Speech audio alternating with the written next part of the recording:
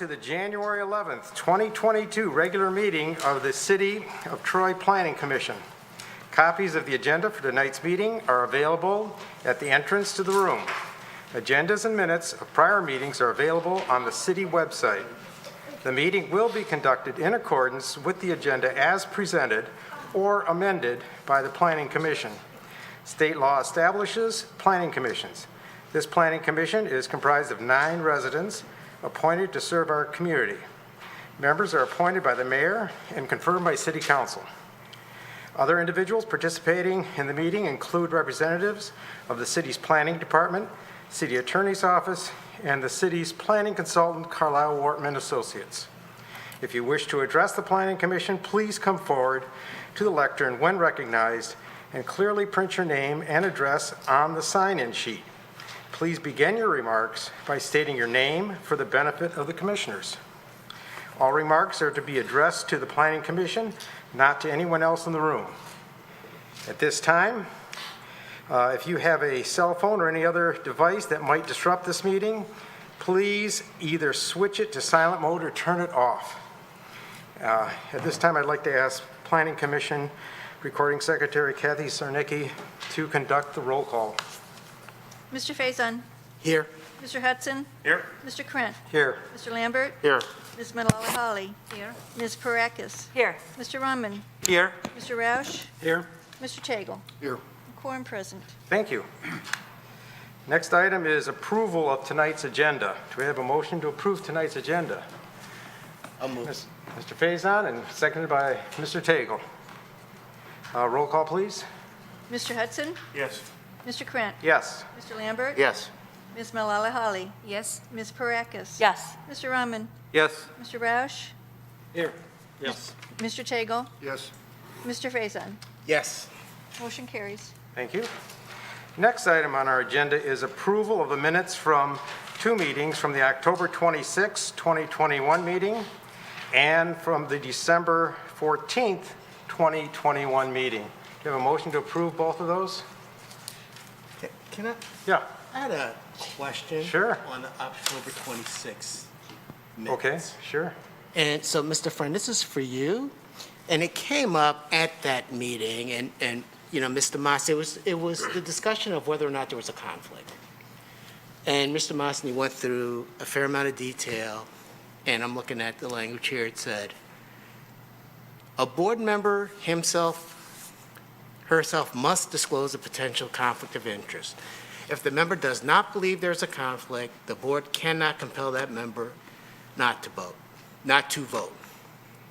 If the member discloses a potential conflict of interest, the remaining members can conduct a vote whether the member should be disqualified.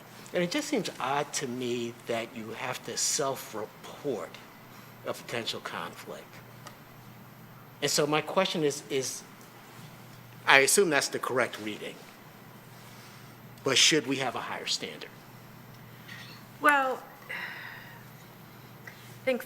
Happy New Year, Mr. President. So, It just came up because I read it again. I thought of it during that meeting, but then when I read the minutes again, and I know, and this body is not like every other body, but I know other bodies, they have a higher standard. It's an appearance of a conflict. If a third party might think there would be a conflict.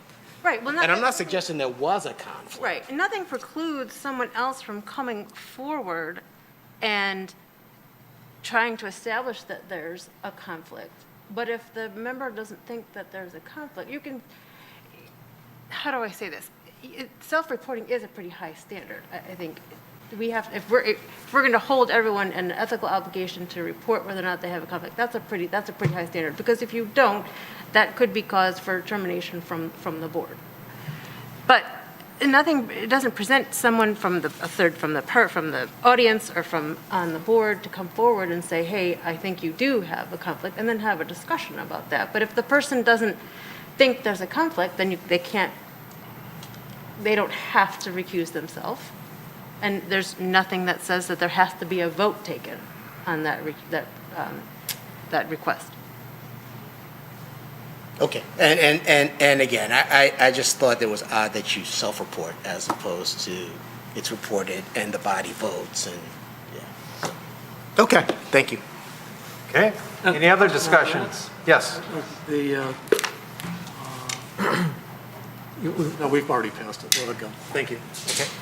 go ahead, Mr. I Lambert. just had one correction, which I think is in front of everyone's desk here, a request for the December 14th meeting to change it at the top of page 6 to state, Mr. Lambert stated that prior to his service on the Planning Commission, he suggested language changes to the signs posted for cluster developments and acknowledged the language should be clarified so that it is understood cluster development is a residential project. So I wanted to move to approve at least the December 14th meetings with that correction in there. Okay. Do we agree on that? Do we have a second on that? I second Go that. ahead, Ms. Parakis, seconds. Roll call, please. Mr. Chair, can I clarify that we Sure. are also approving the minutes We're- of October as Yes, it's, proposed by Mr. Roush? I said December 14th, but both of them are fine, so. okay, I'm glad you caught that. So you're approving both October 26th and December 14th With the correction for. with the correction. Yep. And Ms. Parakis, you want I to? still second it. Very good. Now the roll call, please. Thank you, Mr. Chair. Mr. Krent? Yes. Mr. Lambert? Yes. Ms. Malala-Holly? Yes. Ms. Parakis? Yes. Mr. Rahman? Yes. Mr. Roush? Yes. Mr. Chago? Yes. Mr. Faison? Yes. Mr. Hudson? Yes. Motion carries. Moving on to the next item is number 4, public comment for items not on tonight's agenda. Does anyone in the audience have a comment for something that's not on tonight's agenda? Seeing none, I'll move on to the next item. Public hearing, special use, and preliminary site plan review, SU JPL N 2021-026, proposed Bigby Coffee drive-through window addition, north side of Long Lake, east of Rochester, 1057 East Long Lake, Suite A, Section 11, currently zoned NN, Neighborhood Node L District. Mr. Chairman, Yes. I'd like to recuse myself from this because we've worked with the petitioner on this project. Very good. Thank you for letting us know. Yes, Mr. Lambert. Chair, I don't believe I have a conflict of interest, but I did mention at one of our neighborhood walks that my son worked at Bigby Coffee, but he no longer works there, so I don't believe I have a conflict of interest in that situation, so. Yeah, I don't believe you have a conflict either. Anybody else? Okay. Now, as soon as Mr. Tagle leaves the room, we will continue with the description of the project. Thank you, Mr. Chairman. Do you mind if I remove my mask? No, right, no, you're within like 6 feet of nobody else. I did, full disclosure, I had a Bigby coffee this morning, so I hope that. Okay, yeah. Truthfully, I did actually have a Bigby coffee. Little background. The site in question is highlighted in yellow above you, the portion of the site where Bigby Coffee is located. The site is located at the northeast corner of Rochester and Long Lake Road. There is an existing Bigby there. The applicant is asking approval to construct a drive-through use with a 60-square-foot addition to service that drive-through. In addition, they're doing some new dumpster screening, rearranging some parking area, as well as putting some speed humps behind the rear of the building in the western property line. I'll show that here in a second as to how that lays out. The site plan here is in front of you. The portion of the Bigby as part of the development is this block in red. The proposed drive-through, if you can see the screen behind you, it circles behind the existing site and comes through along and adjacent between the building and the western property line. So you can see here, these are the 10 stacking spaces. The small 60-square-foot addition is located in this general corner of the building. These are the stacking spaces, and the applicant is putting in proposed speed humps to slow down the traffic along this drive, as well as speed humps along the rear end of the site to the north as well. This is a circulation pattern, as I just described, and how it would work. So a user would enter the site either off of this access point or this access point, come to this point of the site, circle around the entire length of the strip center, come into the side here, and come down and get in the stacking space and pick up their coffee at the appropriate pickup window. We did because we have questions about circulation, how it would work, if it would be safe, if it would function from an operation standpoint. We did, as part of the pre-application discussion, send this to the city's traffic consultant, OHM. In their review, I'm not going to go into to read it verbatim, but basically says it's a rather benign modification of site.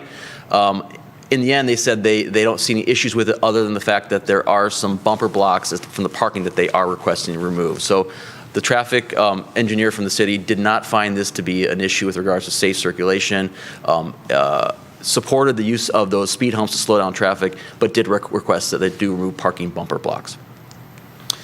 With regards to parking and loading, the applicant has to remove a total net of 14 parking spaces to accommodate the proposed improvements to the site. We did note that in total, the site still exceeds the requirement from the zoning ordinance, so they are compliant with parking. We do note that in our report, I think there was a little bit of confusion on our end. We know that there's a need or a discussion about loading spaces. We did go back and look at the site has 3 loading spaces already on the site, so they are not required to add an additional loading space to accommodate this use. So that issue is not valid in our report. It's a very small, like I noted, a very small bump out to the existing elevation. Part of it bumps out closer to the front road, and part of it bumps out farther to the western property line. These are the proposed elevations that the applicant has provided. We do note that there should be some transparency calculation provided to confirm that as part of the future final site plan submittal. There are standards which the Planning Commission should consider with regards to the design standards as set forth in Section 505, as well as the special use standards. We do find they've met both those design standards and the special use standards. And then lastly, we do note that there are residential properties that do abut along the shared common western property line. And so this is a drive-through use, so there is going to be impacts on those properties. So we do note that the Planning Commission should consider those impacts, such as increased traffic, car idling, noise, and potential lighting impacts. Specifically to those to the north and the west should be considered. However, that being said, we do support the reinvestment of the site, and we do recommend preliminary and site plan approval with the conditions that the applicant remove the parking bumper blocks, provide a transparency calculation, include a loading space or seek waiver. That is now taken off. And lastly, if new lighting is proposed, applicant should submit a photometric plan. There was no indication of any additional lighting as a result of the proposed drive-through. So with that, Mr. Chairman, I'm open for any questions from the commission. Any questions? Go ahead. Yes, thank you. Was this development put up before the change to neighborhood nodes, that zoning was initiated? In other words, I want to know if this is a pre-existing non-conforming use. Was this? Yes, this site's been in here for many years. Okay, so the question then, I guess, is the city attorney, as a pre-existing non-conforming use and a change to the building, does it require to be in conformance with the current zoning ordinance? No, it would not. It would not? No. Mr. Rauch, to answer that question, under Article 14 of the zoning ordinance speaks about nonconformities, and specifically nonconforming structures. And that's under Section 1404, and Provision A says a nonconforming building or structure should not be enlarged or altered in a way which increases nonconformity. They're actually not increasing the nonconformity, they're building the building closer to the front road, so actually it's not increasing, in essence, it's actually slightly decreasing the nonconformity because of the building setback requirement. Okay, and then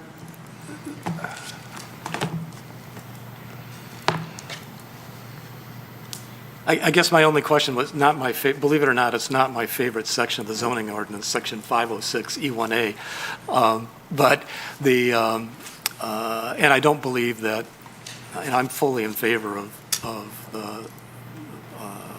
what they're trying to accomplish here.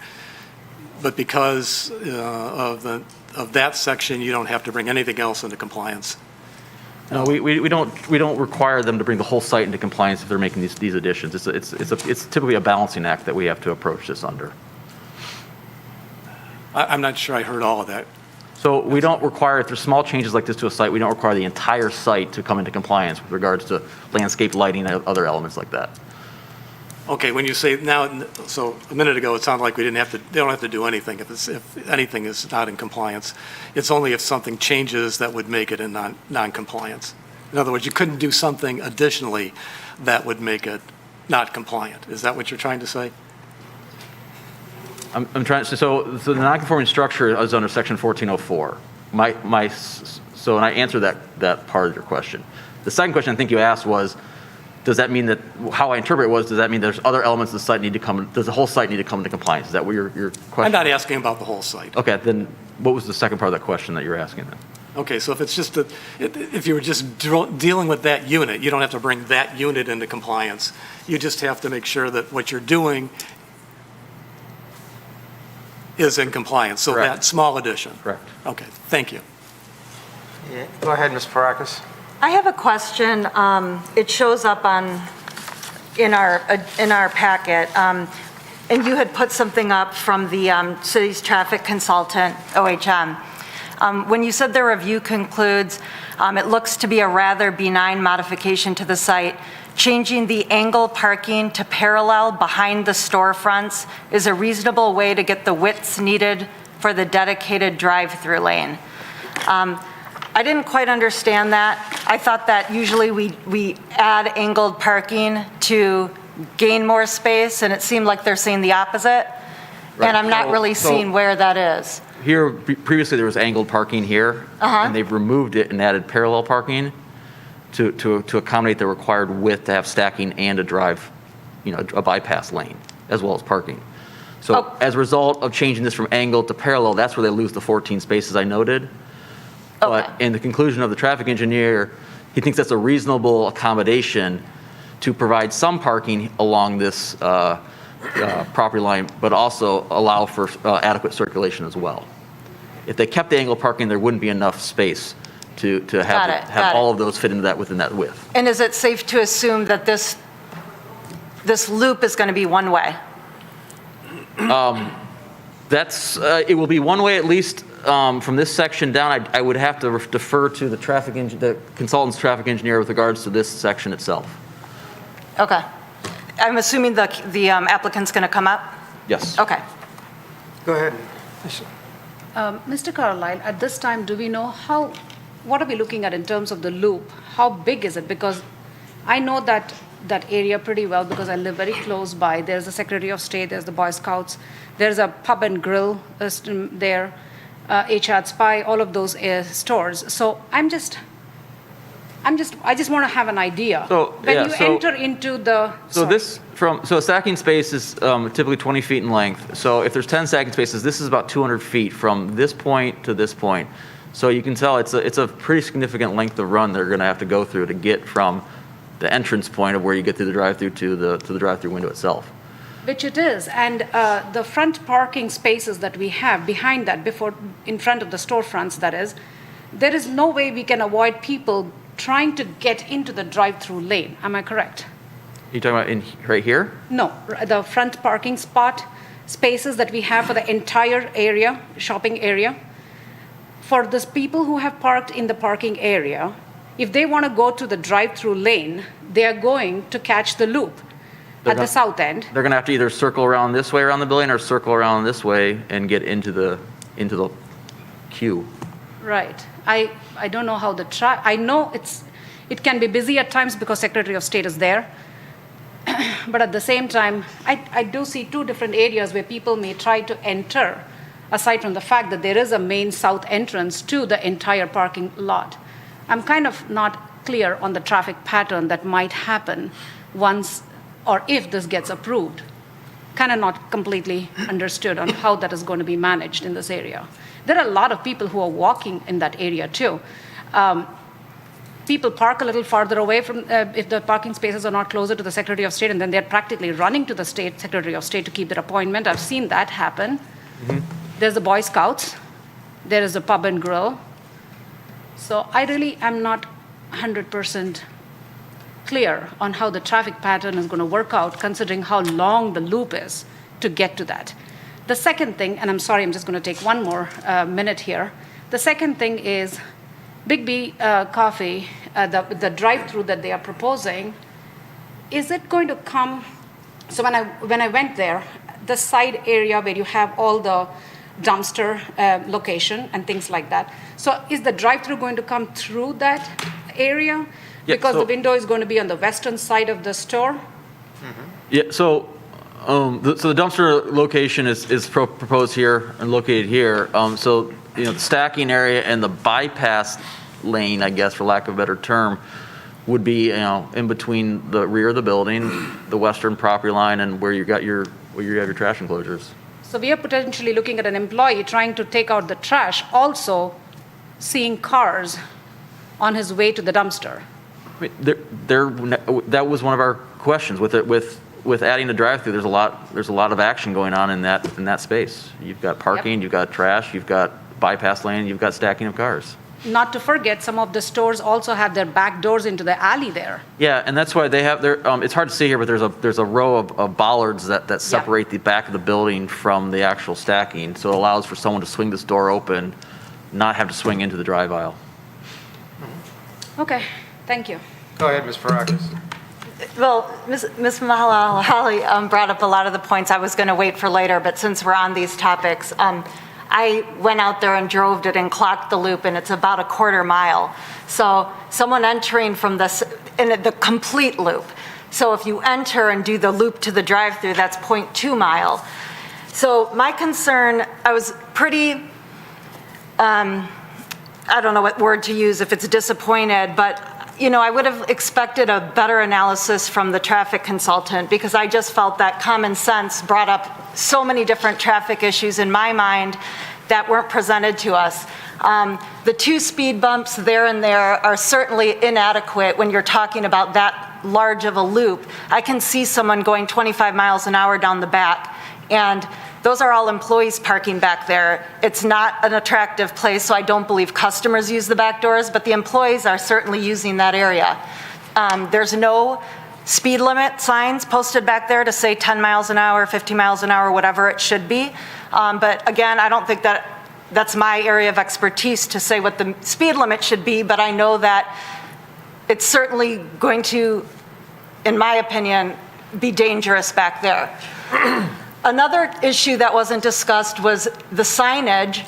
So on Long Lake, you do a turnaround in the place where you're turning around in front of the plaza, which makes sense to enter. You end up having to enter from the west side, when really, if you want the drive-through, you should be entering from the east side, which means you have to actually pass the plaza and come back. Otherwise, you're going to be getting people coming in and racing across the top part to find the loop.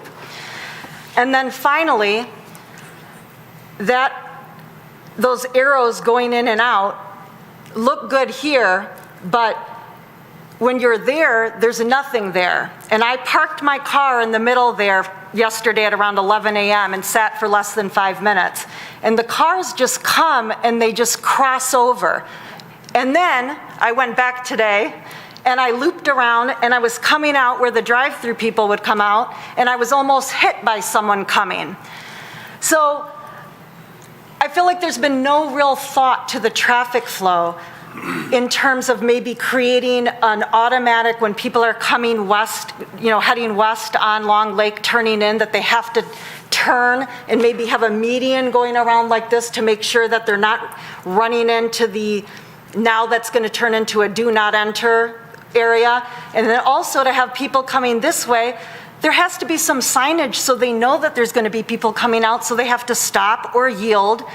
And you've indicated that there is a stop sign, sort of, but it's on the ground. And a lot of people blew right through that because people aren't used to looking on the pavement to find a stop sign.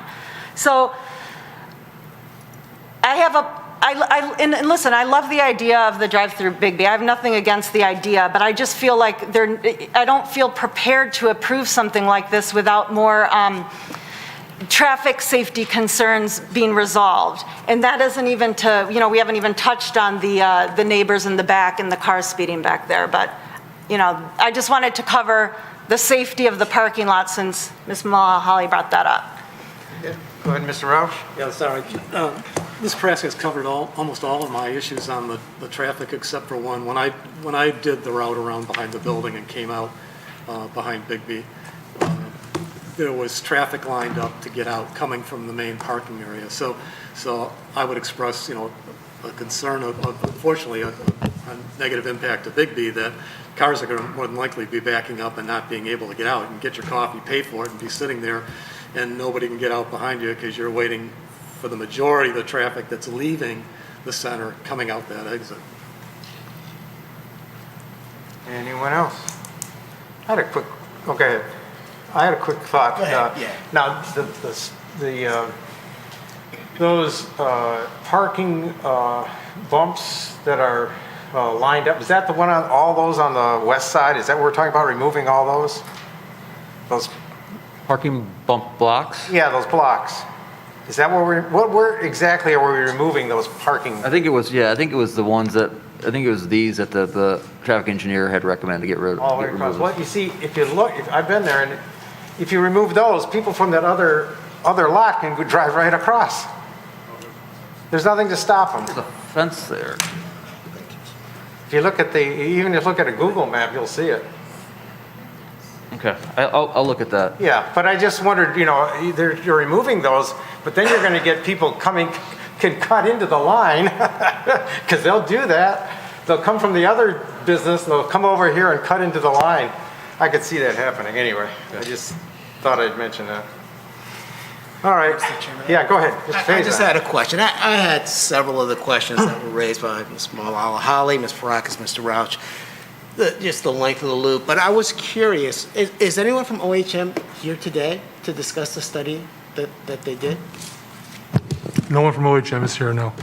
And I don't know if you know the answer to this. I was just wondering, do they do an assessment of the things we talked about? Driving the loop, looking at the site at different times of day and the traffic patterns. And I asked that because this flow in and out down here that we're talking about, and I agree it can get confusing and backed up, but I feel like I see that at every drive-through. That it's not uncommon. The only thing that's uncommon to me is the length of the loop.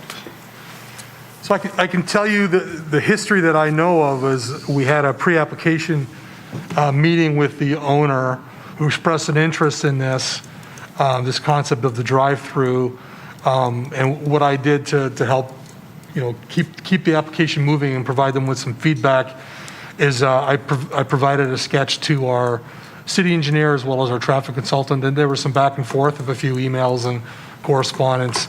And what was shared this evening was the last comment that was made by OHM after some back and forth. But I would note that the applicant has a civil engineer who's a traffic expert, and I'm sure should be willing to speak about some of the elements they're proposing here. Thank you. Okay, go ahead, Mr. Lambert. Just one quick question. As a condition of approving this, would we be allowed to essentially say that loop, anything has to be one way around the back of the building, or is that something that we have control over? It's a special use, so you're allowed to put reasonable conditions on this application, yes. All right, thank you. Anything else before I bring up the? I didn't quite get that. You said the one way. So that means nobody can come back. So how about the guys who are parked there? So they cannot get out? Yeah, they'll go through the lane. There's a access lane coming out. So the one way would start basically at this location. So everything angled parking in, you'd have to come out through here, and then the two-way would remain, here because you have access both ways. Go ahead, Ms. Malala Holly. Just a quick clarification on that. Good point that Mr. Sadiq, Mr. Rahman brought up. If the employees are parking in the back parking lot, obviously if this is a one-way loop, they have to exit through the drive-through lane. No, it's not a drive-through lane.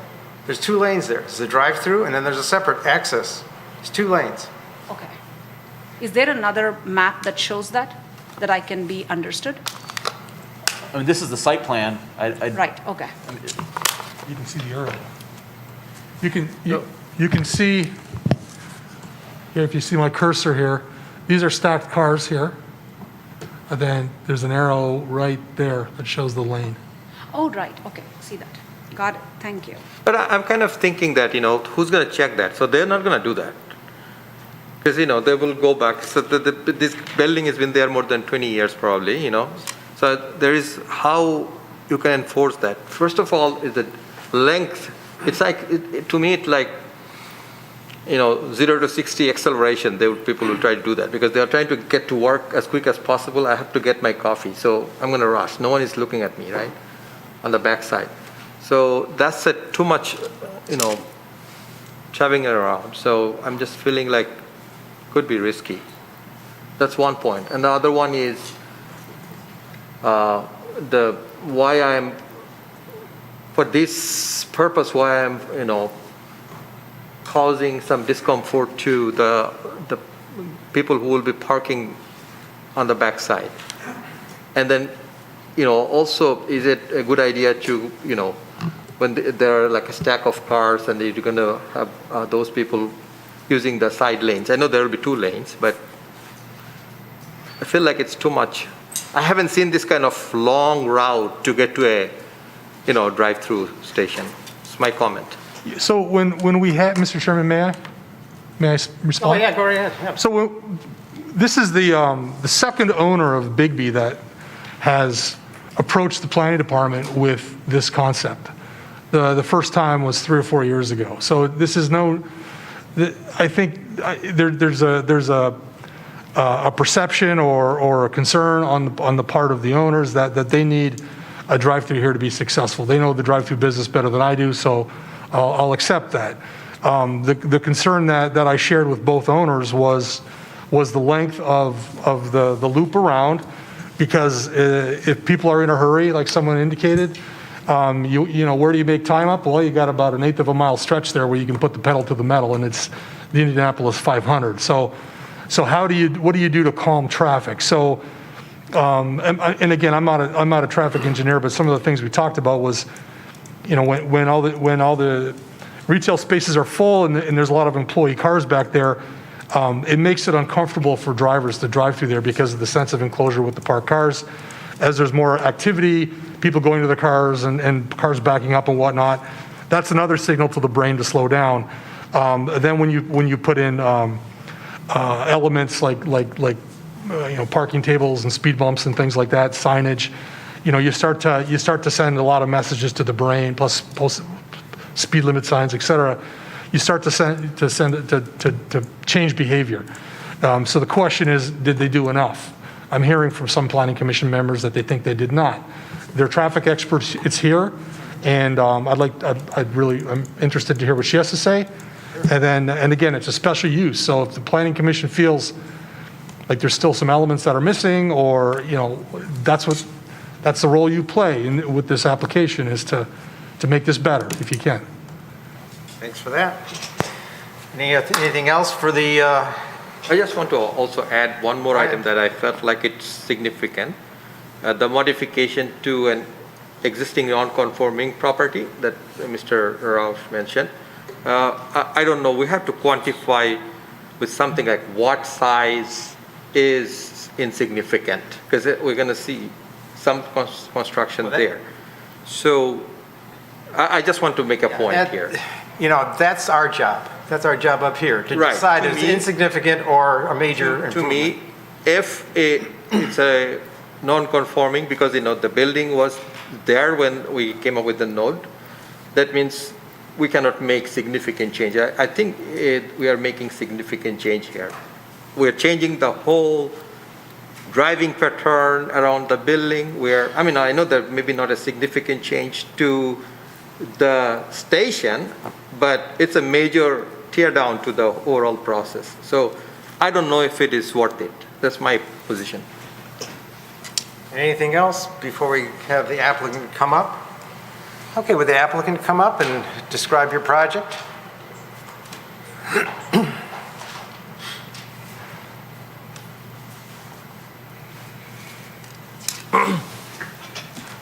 Good evening. Sign in first. Oh, sign in, yes. Forgive me.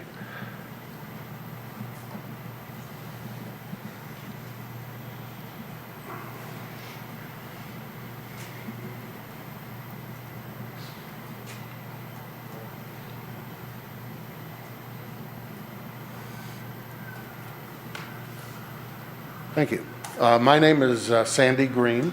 I am one of two owners of the Bigby Coffee in question. My daughter-in-law, Elizabeth Karg, and I bought the store on July 15th, 2021, a store that was failing for a variety of reasons. We have spent the last 6 months cleaning it up, fixing it up, and making a concerted effort to become a stronger part of the community. And by doing that, getting involved with schools, with churches, with civic organizations, things like that. We've spent a lot of time doing that, and I believe we're doing it fairly well. We are certainly making a lot of friends, and that's gratifying. The issue with the drive-through, and I'll let Julie here talk about the technical aspects of it. The point here is in 2022 now, and since the pandemic, so much about business has changed. And even if we figure out how to live with COVID, it will always be with us, it appears. And people are reluctant to get out of their cars. A lot of people are reluctant to get out of their cars and walk into stores. And I'm sure you've seen businesses with drive-throughs, suddenly there are these longer lines than you ever saw before. And in that is probably a contradiction. We have more stacking than you could possibly ever use. I mean, you're right, it goes all the way around that building. And fortunately for us, it doesn't back out onto the street like a lot of them are now.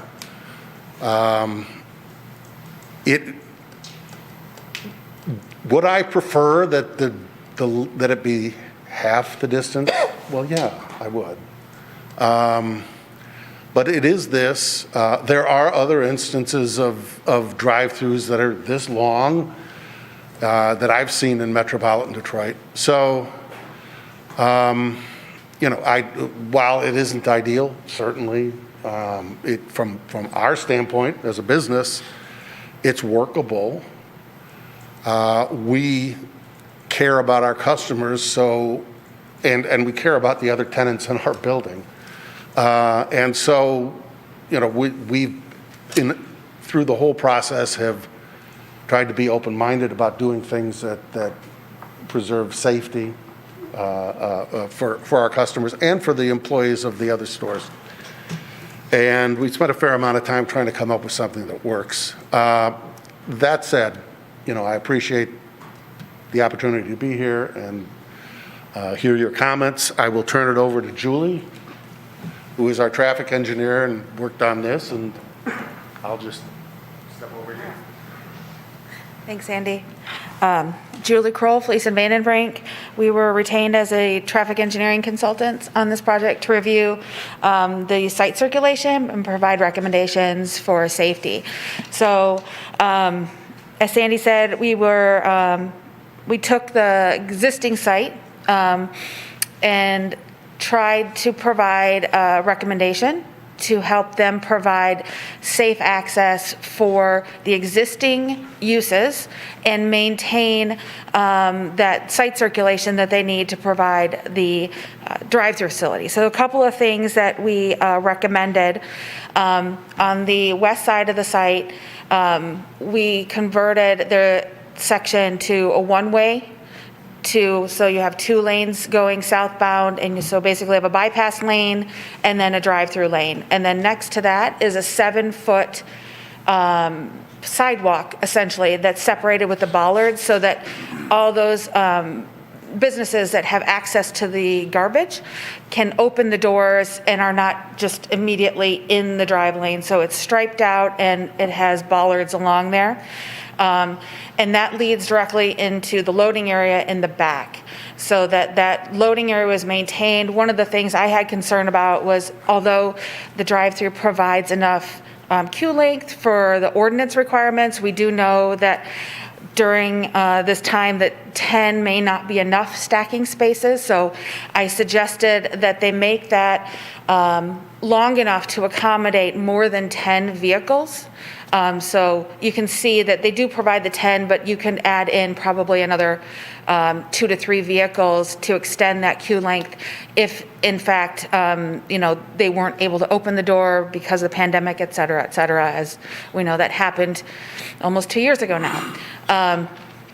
So we converted the parking on the west side to parallel, and that parking was required by the landlord for the employees that park adjacent to the west side of the building in those businesses. Because we talked about eliminating it, it really wasn't an option there. We also, because of the expansive distance that along the back side of the building there, to reduce the speeds through there, we recommended speed bumps. As Mr. Savandant mentioned, as people are parking adjacent, it does narrow the eye down, so it will naturally slow people. I mean, if there's people parked in a parking lot, generally you're not flying down the parking aisle. But if nobody's parked in the parking lot, that's when you're flying down the drive aisle. And so that's when, we don't know how many people are going to be parked back there, so we need to make sure that we have those traffic calming measures in place. And for a parking lot, we look at speed bumps. Certainly, we can look at adding additional speed bumps in the back there if Planning Commission feels that we need to add more, in addition to providing advisory speed signage. In a parking lot, you can't have traffic control orders because it's private property, but certainly we can have speed limit signs posted to help encourage people to slow down. The other thing, internally, adjacent to the south side of the property there, they do have some internal parking pavement markings. As it was mentioned that they may have been worn away. We need to make sure we work with the landlord to make sure those pavement markings are updated in the spring when we can actually paint. But also on the east side of the lot there, they could use with some additional internal traffic control that's not noted on this site plan, but adding a stop bar there so that there is some traffic control internally. And then on approach to the southbound, adding, I believe that there is a sign shown there for do not enter and then stop for southbound vehicles to have some traffic control as vehicles exit the drive-through facility. Sorry, my notes turned off. Pardon? Say it again? It's turned off. My notes turned off. Oh. Okay. I just want to, and then there was a comment about residential. And looking at it, the residential that was of concern adjacent to this property is on the north and the east side. The west side adjacent to the property where the drive-through facility is, that is all commercial office buildings. So I just wanted to point that out. And then the bumper blocks that were asked to be removed by OHM, the reason that those were left in was because the landlord had concerns about vehicles hitting the fence. So, Mr. Krent, there is a fence adjacent to the property, so you can't drive across. There's I don't know how tall the fence is, 6 foot? Between the properties? The whole length? There's, Yeah. okay. So there's a fence there, and then the bumper blocks were there, placed by the landlord, so people didn't run into the fence. Okay.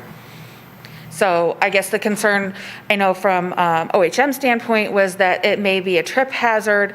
So we just want to make sure that, I guess, I don't think the landlord wants his fence hit, but I guess we could look at the bumper blocks to see the width of those and if it was going to encroach upon the width of the parallel parking spaces. Okay. So that was all my notes, and I'm here to answer any questions that you might have. Pardon me. If I may, just take a minute of your time and thank you for lending me this. Where is it? There it is, okay. I wanted to just point out a couple things because I heard the comments and questions. You see this area here right against the building with the lines that are going like this? On the left-hand side of that, first of all, that's 7 feet that we're proposing is a no-drive area. If you open one of the rear doors, the service doors in the back, that's 3 feet. So we're basically taking 4 additional feet and keeping cars away from it. So that, deliberately, so that we make certain that anybody who's coming out of the building has enough time and space to look around. So that was, that's one thing. That's 7 feet. Next to it is where all the cars are stacked here. Okay, that's roughly, I believe, 12 feet wide. Okay, we have 10 cars stacked in this drawing back to here, but we have it set up so that we could actually put in 3, possibly 4 more cars in a stack before we get to this point, which I'll describe in a second. Then, where basically on the left-hand side of this red line is a bypass lane, so that anybody who's coming through who isn't in the drive-through line has a line that they can go through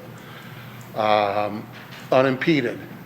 At this point, right there, it is our intention at the point where the drive-through lane and the bypass lane are together to put a stop sign for traffic coming south. In other words, stop there. You can look around and see if you take a look at this here. On the other side of the stop sign, we will put a sign that says one way, do not enter. So there will not something painted on the ground, but there'll be an actual sign in front of your face that says do not enter if you're coming in.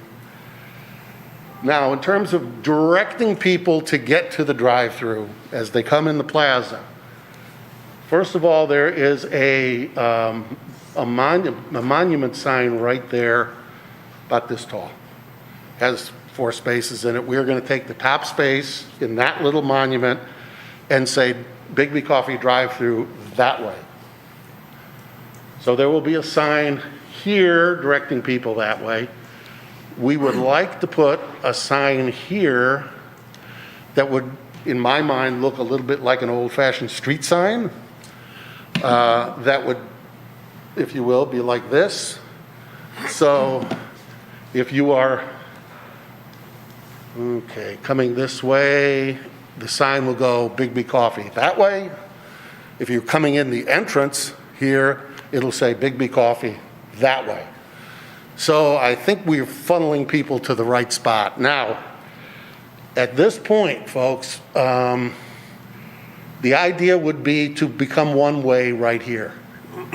In essence, after the 13th car is stacked. Right there. Okay? The thought was this would remain two-way. There is certainly more than enough width for 2 lanes there. I mean, there's a lot of land back there. That doesn't mean that we wouldn't think about it in terms of making the entire thing one way, and I think that the landlord would agree to it. I'm not altogether certain it's really necessary, but other people have different opinions. And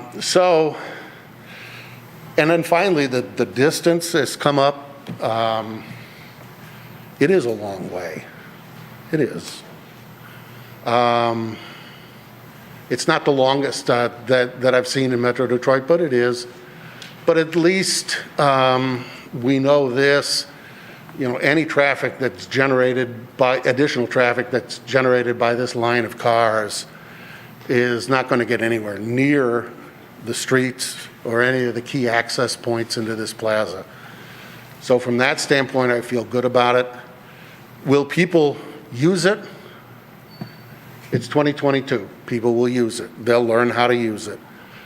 If there are additional things that you folks think is important to do to calm traffic, like I said, we're open-minded. I mean, you know, I want this to be safe for our customers. I want it to be safe for the employees of the other tenants in this plaza.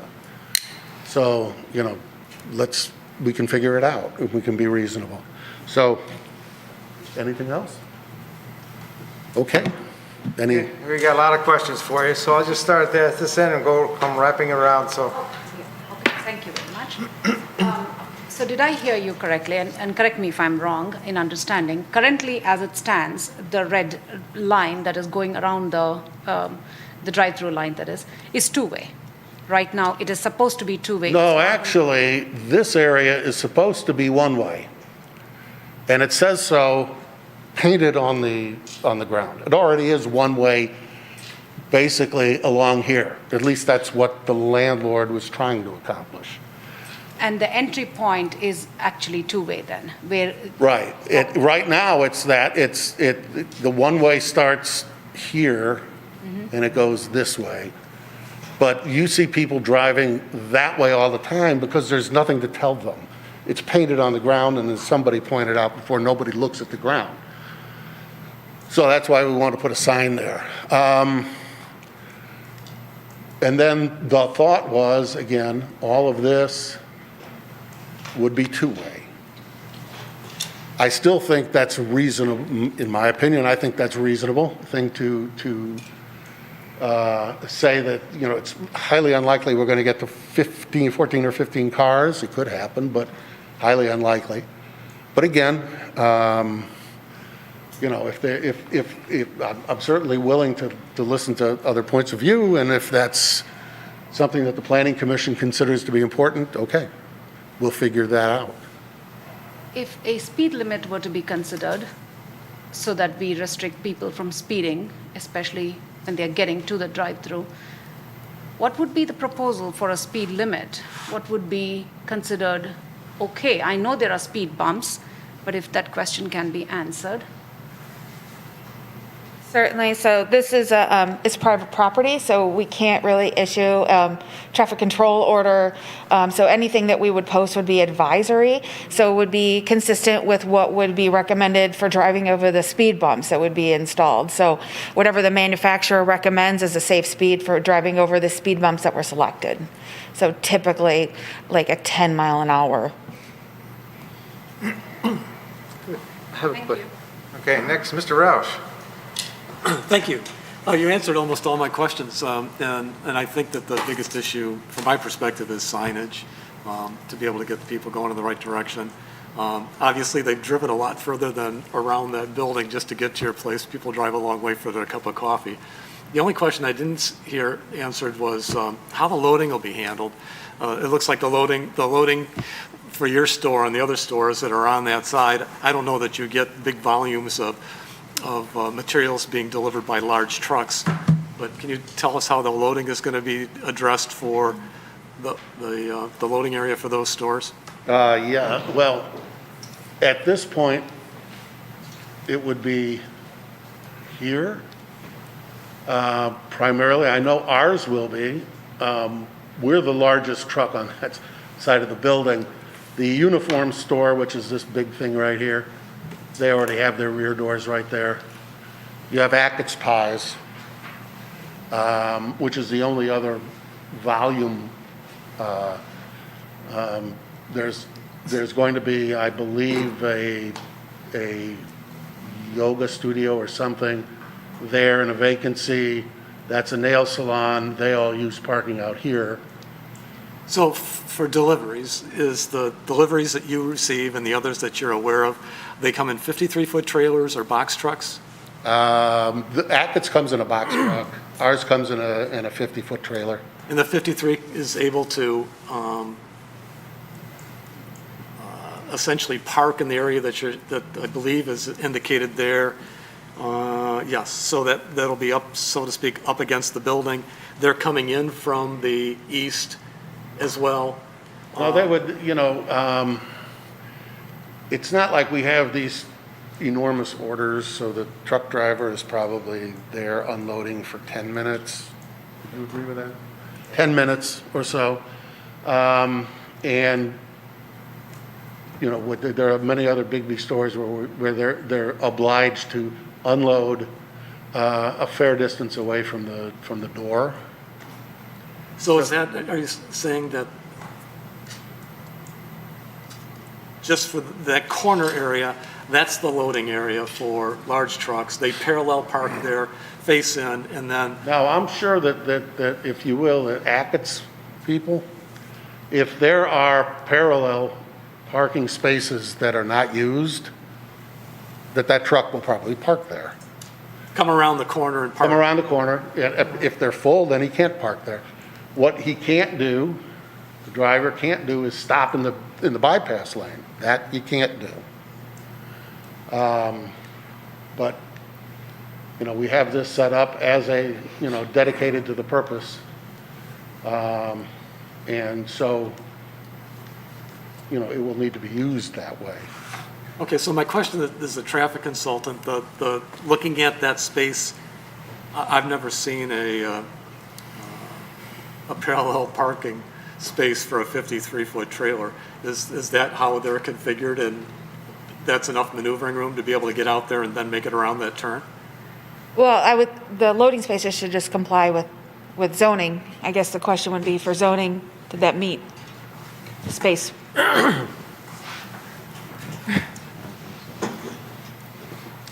I believe the 3 spaces are existing. They've been there for Correct. 40 years. So I assume they just meet current zoning requirements or zoning requirements when the site plan was approved. Yeah, exactly, yes. Mr. Savin, I didn't catch what you said. I'm sorry, I couldn't understand.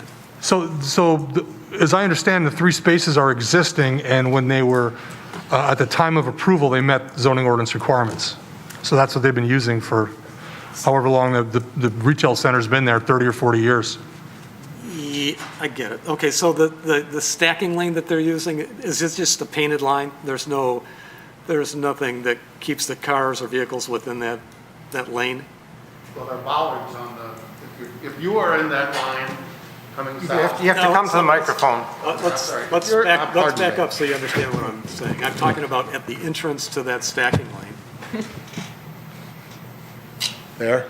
Yes, is that just painted lines on the pavement, or is there actually concrete barriers or to keep people in that lane? That's painted at this point. I can't hear you. Painted, I'm sorry, forgive me. That's okay. I'm not an It's expert my at hearing this. that's the problem as you're speaking. It's painted. Painted, okay. Yes. So that answers my question. So if the truck is pulling in there, it'll be able to get through, I assume, and make it around the corner. You're the one that's making the changes for the corner as opposed to the existing issues. Thank you.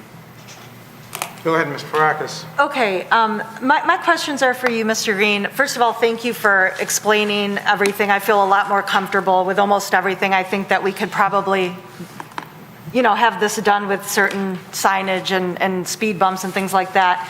I did want to get an idea of how many customers you would expect every day, not every day, but like during your peak hours, how many During customers? the peak hours, it's hard to say. Over the course of a day, there will probably be 200 cars that go through the drive-through. Okay. That sounds like a huge amount. It's not really. I would say that typically 2/3 of that is before noon, Okay. except on the weekends, then everything is different. But roughly 2/3, so 2/3 of, that'd be about 130 cars over a 6-hour period. Okay.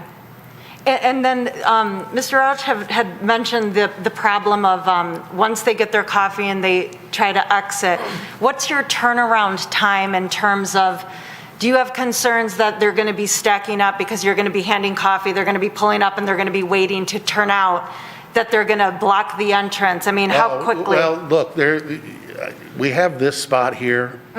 Okay, this is part of a handicapped spot right there. We're going to put the stop sign and the do not enter sign right at about the bottom point of that arrow. Okay. So there is one space they can move forward. Okay. Okay, and you know, I'm at this store all the time. There are times when there is traffic, a fair amount of traffic here. There are also times when there isn't any. And usually, most of this is related to the Secretary of State up here, the traffic that gets generated there. So that means it's after 9 in the morning.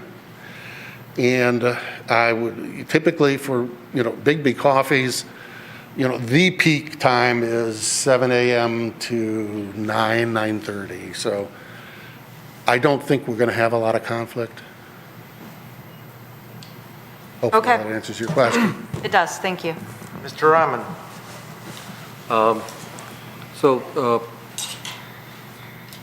So you are one of the tenants, right? Yes, sir. And there are other stores right next. Did you have a chance to talk to them, or did you? Every one of them. Every one of them. And every one of them was supportive. Okay. Now, Yeah. do you think that the next door can have a window out and then they can deliver? Do you like it?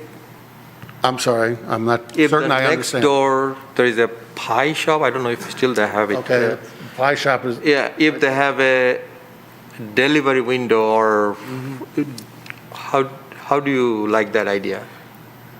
well, am I willing to work with him? Is that, I'm not sure. Yes, I'm saying that that can happen. We have a good relationship. We went through the holiday period helping each other out. So I think that we need him to be successful. He needs us to be successful. The idea is let's work together and get this figured out. His deliveries typically, and I don't know whether this will change, but right now his deliveries are usually late morning. And that's usually a time when there's not as much activity in the drive-through. But, if he has to do it the way we do it there and then truck it over here. Yeah, and my concern is more like you're using the back, you're going to be having the stacking lanes on the back side of these stores, right? Well, 10 cars, which is the ordinance, takes you there. We've designed it in such a way that it could actually accommodate 3 or 4 more. Right, but these cars will be, because you said almost 130 cars, right? 200 and more majority will be, so it'll be long line of cars. And these cars will be behind somebody's backyard because the stores, right? So my feeling is I would like to see, they come here or the owner come here and agree with you that it's not a problem. Okay. The owner of Ackett's Pies, the owner of the plaza, whom? The plaza, yeah. Okay. Because I'm kind of concerned. And then the other thing is your relationship. Is there any contract or something? How long you want to, run this Bigby? Because we're making a major change. No, I appreciate that, sir. Yeah. Definitely. Who can predict the future? If I told you there was going to be a pandemic in 2019, you'd have looked at me like I was crazy. You don't know. I am in partnership with my daughter-in-law, who is in her mid-30s, and the whole point of this is that, she's a librarian. She lost her job in the pandemic. Library jobs are evaporating. So what is she going to do? Well, this was the idea. Let's do this and let's build up a business, and she can have something.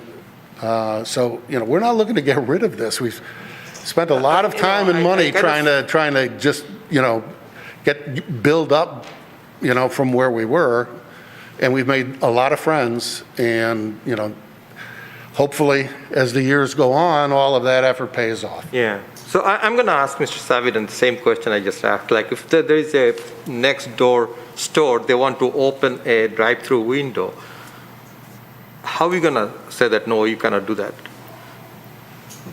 There's already if we approve this and it gets constructed as proposed, there wouldn't be an ability to put another window in there. It's already been taken up with drive-through for Bigby Coffee. It's not going to accommodate 2 separate windows. But all these stores that we have around the building, so that they have their back door there, right?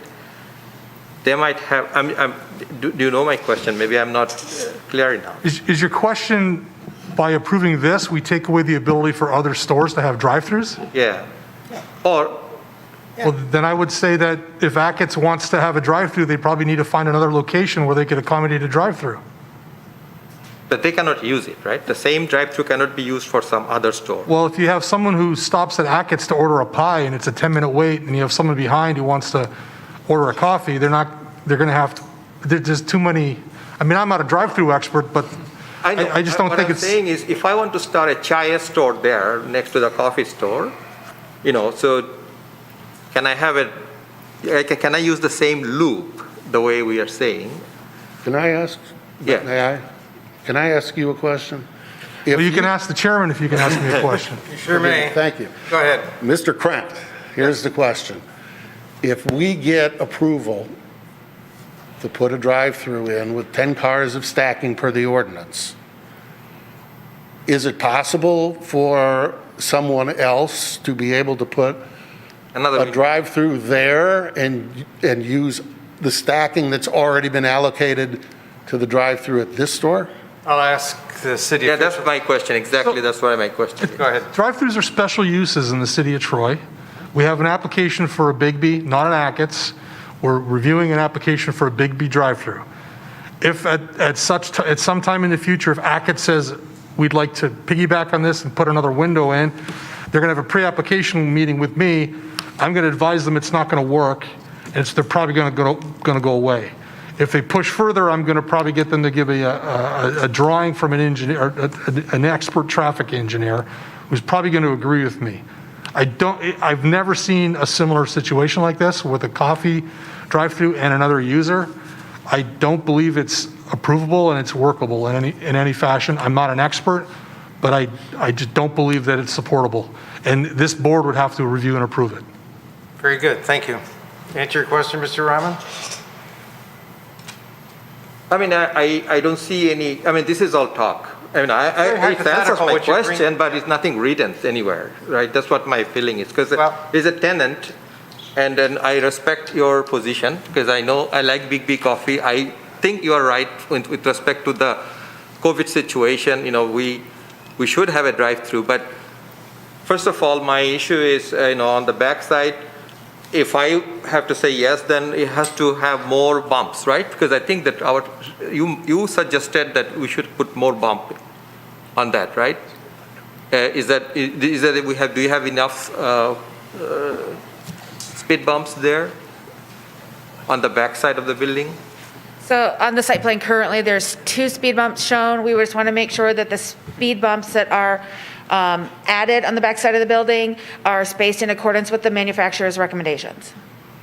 So do we have adequate now that meets the traffic, or you would like to have more speed bumps with the distance that we have? We would want to look at it a little bit closer to make sure that the speed bumps that they select meet the spacing in accordance with manufacturers. So there's a bunch of different specs. I know a similar situation. It was not a drive-through, it's my son's school. I go around and I see there's a lot closer speed bumps. It's like you're just a boom, boom, boom, boom, boom, boom, boom. But I don't see it here, because I feel like because of the cars, people will not accelerate is not something I buy in. It has to be more, we have to have more speed bump, because that only way you can allow people to slow down. Otherwise, they will accelerate. Certainly. There's a chance of accident. My apologies. I think they're agreeable, and then I'll let Sandy speak to adding additional speed bumps if that's something the Planning Commission would like to see. Yeah. Go ahead. So the question is, put another speed bump there and a speed bump over there or something? Yeah. More frequent. If people I retained as experts did not think so. I don't think that OHM thinks so. They certainly didn't mention it in their report. But if somebody came to us and said, hey, you need to put another one or 2 more in, again, it's, if it's strongly believed by people that that is important to safety, then we're not going to stand in the way of that. Very good. Anyone else before we open the public hearing? Go ahead. Just a question for your traffic person. As of right now, there are no speed bumps back there. Is that correct? That's correct. And do you have a preference between speed bumps as opposed to speed humps? In a parking lot, Yeah. I recommend speed bumps. Okay. They actually slow the traffic much farther than you would with a speed hump. Speed humps are usually used in neighborhood settings where you have potentially faster speeds, but you don't need to slow it down as much. In this parking lot, you want people to almost have to stop to get over that speed hump. They're very aggressive, so. And do you have any problems, too, of maybe some additional signage that would warn, especially the employees that might be in the back, beware two-way traffic here, so that they're not speeding out to leave to go home and having a head-on with somebody coming into the drive-up? I would be agreeable to any additional signage that the Planning Commission felt was necessary to help provide the safety that it's not shown here, I think, certainly. You guys are more familiar with it, having driven it this morning. All right, thank you. Yeah. May I?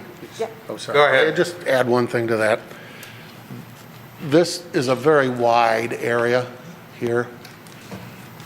You know, and it just occurred to me, there's no reason we Where? can't, Could you show that again, please? this area, Okay, this got it. area back here, very wide. Where that line is roughly, that red line, you know, we could just paint a stripe, a yellow stripe from there to there. We could paint on the ground an arrow. I mean, it's common sense. You drive on the right. And I would think that would provide everybody with a fairly clear idea of what's going on here, Fine. for what it's worth. Mr. Faison. I had a question for the traffic consultant. I was just curious, as you did your assessment for your client, if you looked at the traffic patterns in the parking lot currently, like at different times of day, different uses. Curious, you know, the applicant mentioned being busy in the morning. I think there's a comment about Secretary of State office being busy. So I was just curious if you had did any analysis of those patterns and whether there would be maybe increased conflict created by this drive-through. So the Bigby is currently operating, so it currently generating traffic, mostly busy in the morning. Right, understood. The only difference with the drive-through is some of those users that, and maybe increase some of their users that can't get out of the car, to adding the traffic mostly in the morning. So that actually works really well with this center that doesn't have a lot of really heavy morning users. From that 7 to 9 as we get throughout the day. Saturday is out the window, but during the regular weekday, most of the days. So when you're busy, the rest of the users are not that busy? Correct. In the morning? Yep. During the week? During the weekday, yes. Saturday's out. Saturday's out. I never know what's going to happen on Saturday. That was my question, thank you.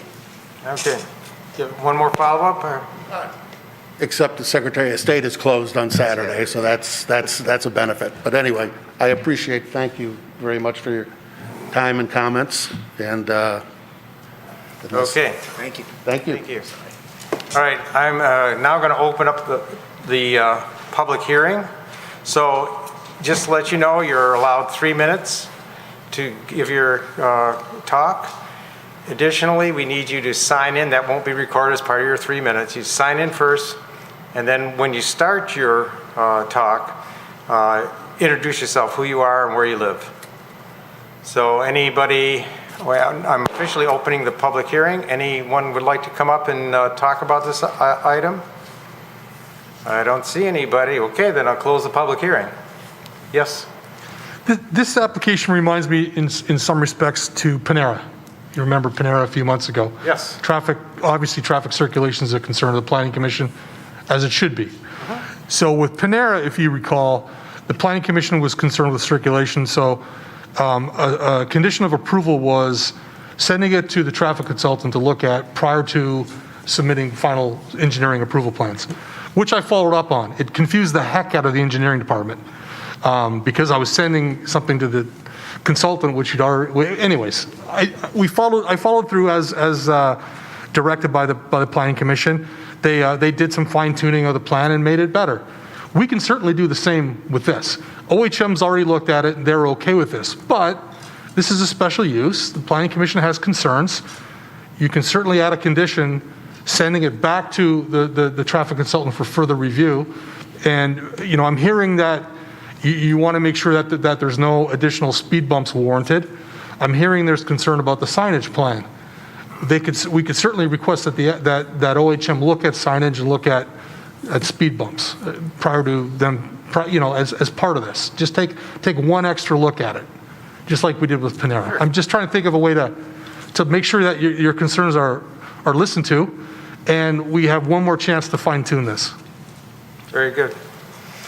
Okay, now we're going to open up for discussion, but we're going to have a motion first before we get into discussion on this. So would someone like to make a motion on this item before we get into discussion?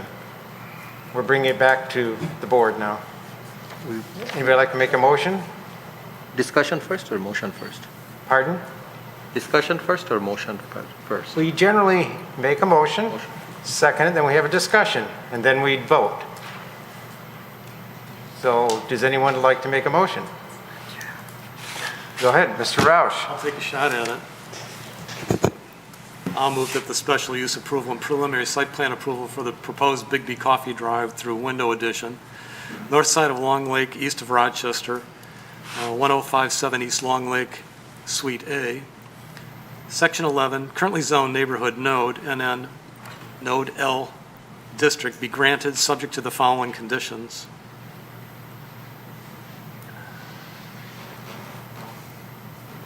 Provide a transparency calculation, include loading space, or seek waiver from the Planning Commission. I'm confused. Right, that's, I don't think There we is a wanna loading include space that. provided, so please eliminate that. So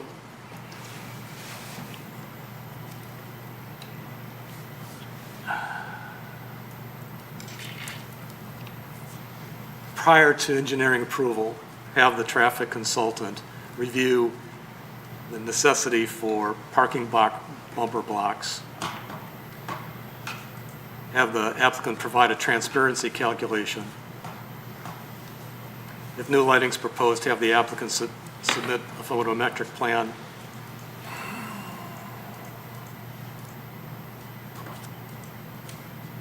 And have the consultant review the sufficiency of the speed bumps. And signage. Don't forget the signage. The traffic consultant, I mean, the traffic consultant and our planning consultant should probably review the signage. The traffic consultant and the planning consultant. And both should probably review Yes. the signage to make sure, Oh, yes. to ensure that traffic flows without incidents. Yes, please, and add the Yeah, traffic consultant and planning consultant also review the signage proposed. Mr. Lambert had a thought? Do we want to also include that they look at striping that lane back there as the petitioner suggested? That would, yeah, I would say they should look at that as part of Yep. the traffic review. That's included, I'll second. That would be included in my. I'll second that motion. Okay. Discussion now. Anyone want to talk about this motion? Can we just, Mr. Roush, can you just briefly say what you mentioned? I kind of overheard in your motion. Yeah, just a basic major point. You don't have to go through all these details. Well, what I tried to convey in my motion, and Mr. Arnecki can tell me if I made a mistake, was that the parking bumper bumps, the speed bumps, yeah. and the striping Striping. And signage. would be reviewed by the traffic consultant and planning, or, Planning also, or? and planning also, yes. And that the applicant would include the transparency calculation, and if new lighting's proposed, submit a photoelectric plan. And your motion is for approval, not postponing? For approval of the special use. Okay, so it doesn't have to come through again after? That's correct. Okay. Yeah, I just want to make sure I understand that. Very good. And that includes signage as well. Correct, it includes signage as well. And the signage, thank you very much. Yes, Ms. Parakis? I mean, my only change to that, I guess, where I guess I disagree a little bit with the motion is I would want to specify, I don't want it to go back to the traffic consultant already had a shot at it, and I think they missed a ton of stuff. So now we're looking at it, and we kind of agree, they should add a speed bump, there should be 3 in the back. They already said that they'd be willing to put recommended miles per hour sign in accordance with the speed bump people. I would want that there. I am now sold on the idea that it should be 2 ways up until, that part where it will turn into 1 way. So I think we should ask them to stripe it that way with the arrows showing that it's 2 way. I should tell them, we should tell them that we would like that sign that you suggested this way and this way so people see it. I would also like to add that there be a sign on Long Lake saying Bigby Coffee, turn here, so they don't overpass it and then create more traffic in the parking lot. But I'd actually like to approve it with those measures in. I don't want to send it back to traffic and then we don't know what happens and they decide, oh, well, no, we said it was fine, it's still fine. Okay. Mr. Roush, what do you think of that? Well, we could amend your... I certainly have no objection to including all of those items. Yeah, If that's- at least three bumps, yeah.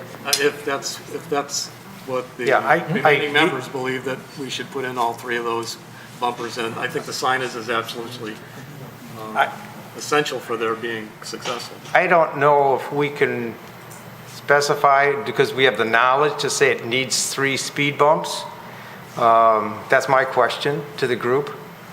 I would, again, that's why we wanted the traffic study to, the traffic consultant and our planning consultant to review it for that reason. A speed bump is generally something that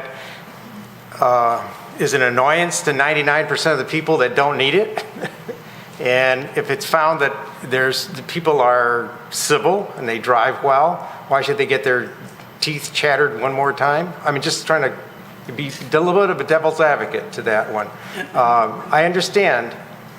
My thoughts on speed bumps are the same, especially when you're putting them in the middle of the road, and if there isn't a car parked next to the speed bump, somebody's going to go around it. And then secondly, I'm not sure that it would be necessary from a traffic consultant's perspective to have speed bumps on both sides of the lane. If you got one way going to the coffee, and that's what we're concerned about, there's no speed bumps back there now for what's going on, so I don't know that they need speed bumps coming out heading east. So I would think that it would be nice if there's some leniency in the, in other words, as you said, we're not the experts. We are suggesting that there be 3 speed bumps. If necessary, we could leave that in. I could see that point, but I don't want to be, from this table, determining how many speed bumps in that stretch of land. Yes? You have a thought? I can wait. Okay.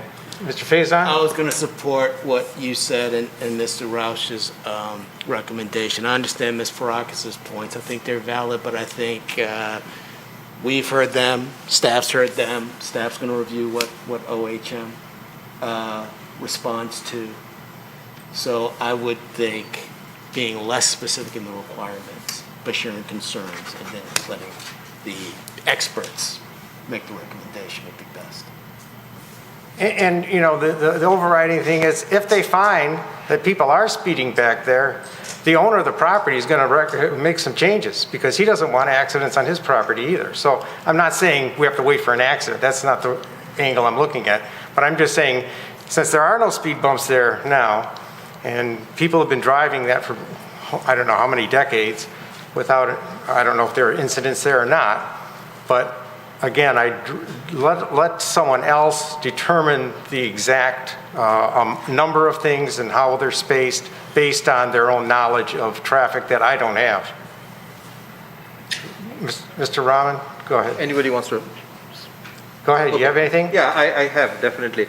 So my point is, this has been reviewed by the traffic experts, right? And it came to Planning Commission. It seems like they skipped it. It seems like they're... They skipped it, the speed bump park, and then I think if I hear it right, then you guys already proposed speed bump, right? In the beginning? At any point in your discussion with city, did you guys propose speed bump on the backside? Go ahead. There already exists they're proposing speed bumps already. Right.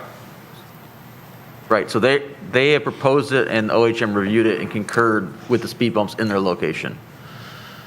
Now, that being said, based on the direction of the Planning Commission, we can certainly send this back to OHM with this additional information that we want them to look in more detail, and they'll, Yeah. I think that would be the direction I'm hearing. That's direction. Do we need that in our resolution, that direction? Or are we going to just rely on what we've already put forth? Hang on a minute. Go ahead, Mr. Sabato. Go ahead. There was back and forth between Ms. Kroll and OHM.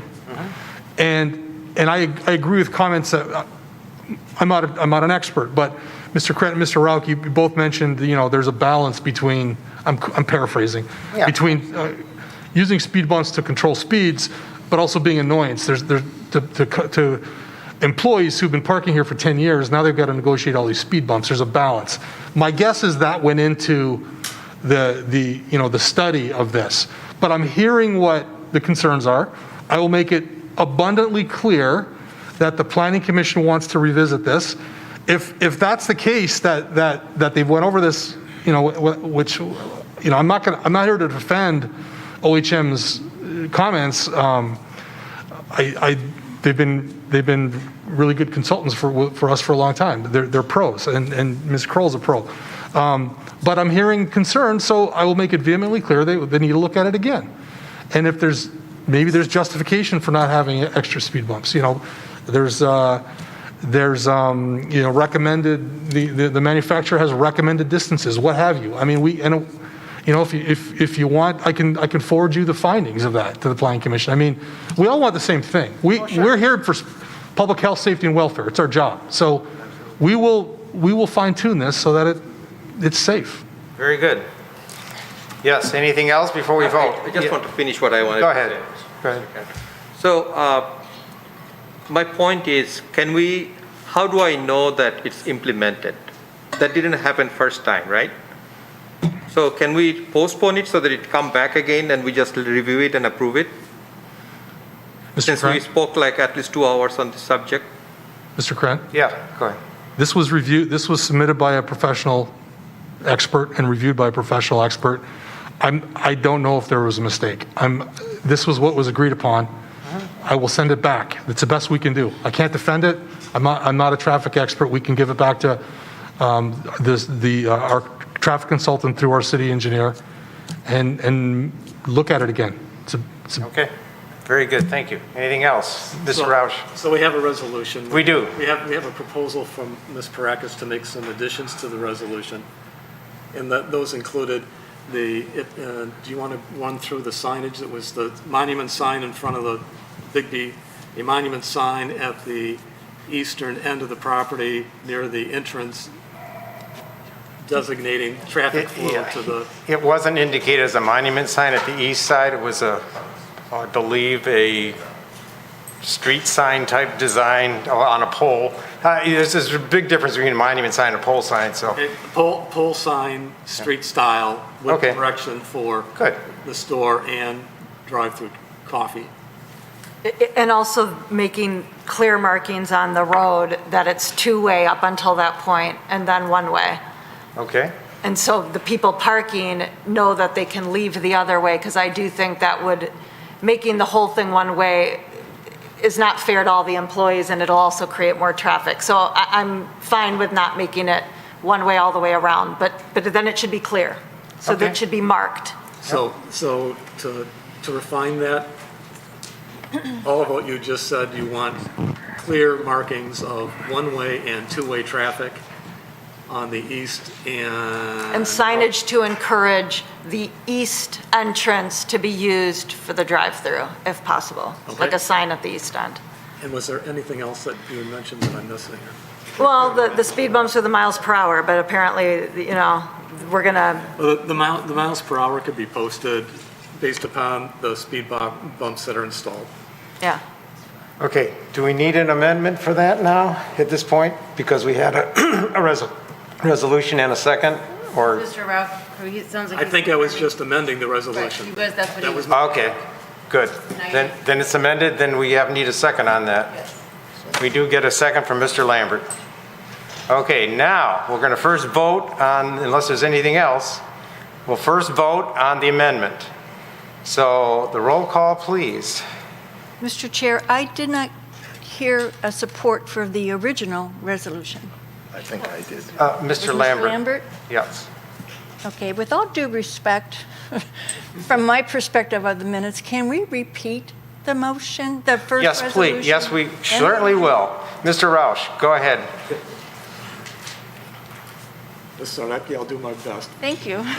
I appreciate that. Do you want the full motion? Please, because all the discussion in my head didn't understand there was actually support Not a with the problem. discussion, so Not a problem. thank you. Mr. Resolved Chairman, that the well, special- Wait, we're going to hold it. maybe so we don't have to do two votes, maybe you could include in the entire motion all the Can we stuff do we that? agreed to. Okay.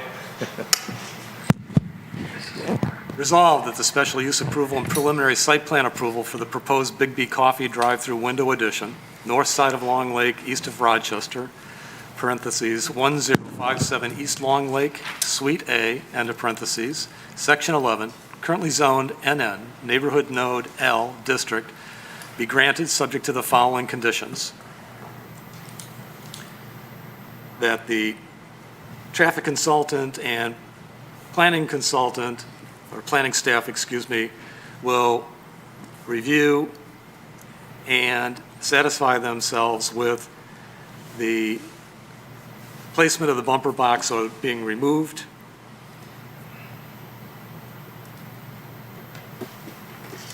That they will look at potentially a third parking bumper on the north, in the traffic flow to the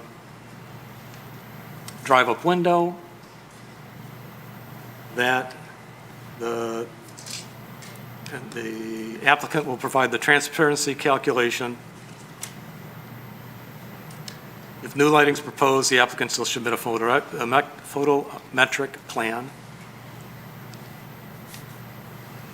That the applicant will provide, the plan will provide ultimately for signage at the store in the form of a monument sign, at the east end of the property in the form of a street-type sign that designates clearly direction to the drive-through, that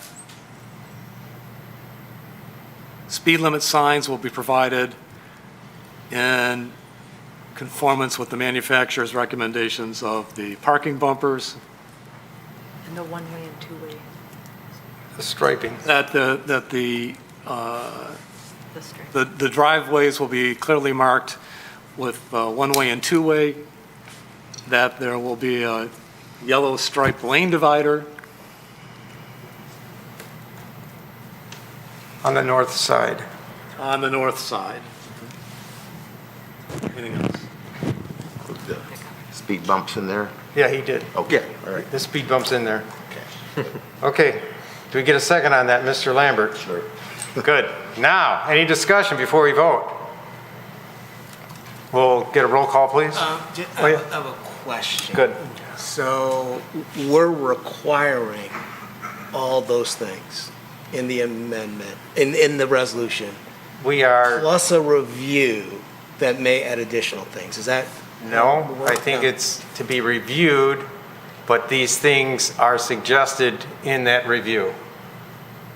They're suggested or required? Required. I thought there was actually two components of that, that there was a review of Okay. the parking bumper and Speed bumps. the speed bumps. Okay. Yeah, So the- those two by the traffic consultant, and the remaining things, which included. Are required. Was this, yeah, that would be there included specifically. Okay, glad you cleared that up. Glad I didn't, glad we understand it all now. Any other thoughts before we go to a vote? Roll call, please. Thank you, Commissioner Roush. Ms. Malalahali, Yes. Ms. Parakis, Yes. Mr. Rahman, Yes. Mr. Roush, Yes. Mr. Faison, Yes. Mr. Hudson, Yes. Mr. Krent, Yes. Mr. Lambert. Yes. Motion carries. Okay, now we can move on to having Mr. Tagle return to the chambers. Thank you for bringing your project before us. You're welcome, and thank you for listening. You're welcome.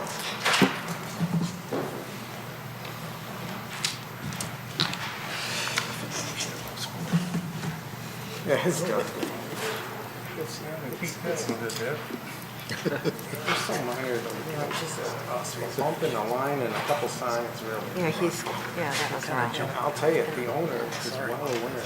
And I think, Good signs. He doesn't want traffic problems. I think he's gonna, if he needs to change something, guess what? He'll pay for it. He'll get it done. It's interesting because I went there. that's wrong. We're supposed to discuss it first. I mean, you put a motion and then I had to do it right away. That's not how- Oh, absolutely we can. Well, she'll bring Mr. Tagle, oh, he's already coming back.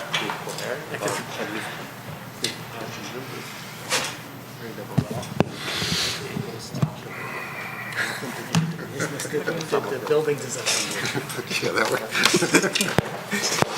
Yeah, You get yeah, more yeah. than Yeah, I can yeah, give you yeah. a couple of things. John, Yeah, good thing it wasn't 120 square. Yeah, no, I know. I Yeah, get it. that only took an hour and 10 I minutes. get it, I agree.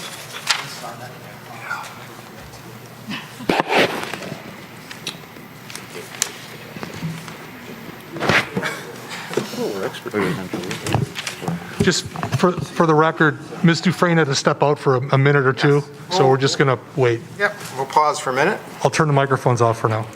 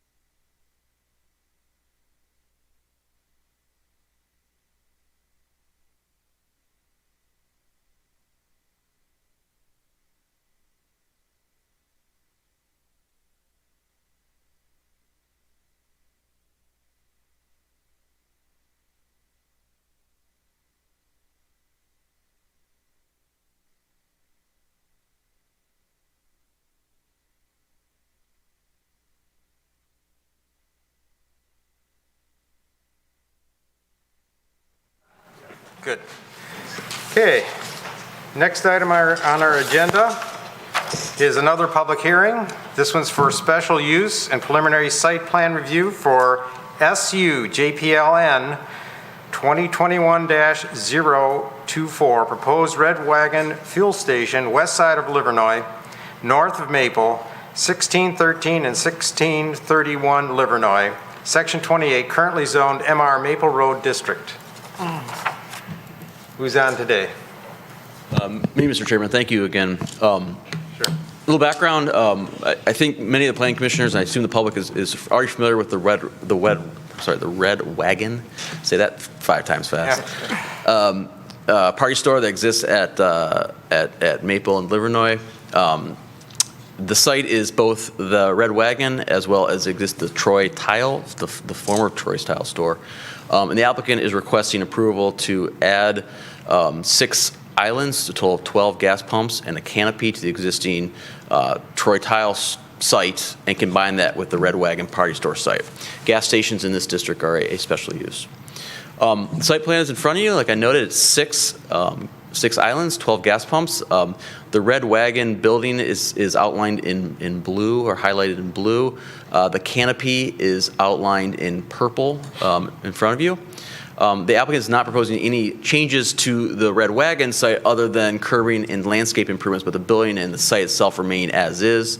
And the Troy Tile building will be removed, and the 2 sites would be combined if this application moves forward. There are specific setback requirements for the canopy. It does comply with all those setback provisions.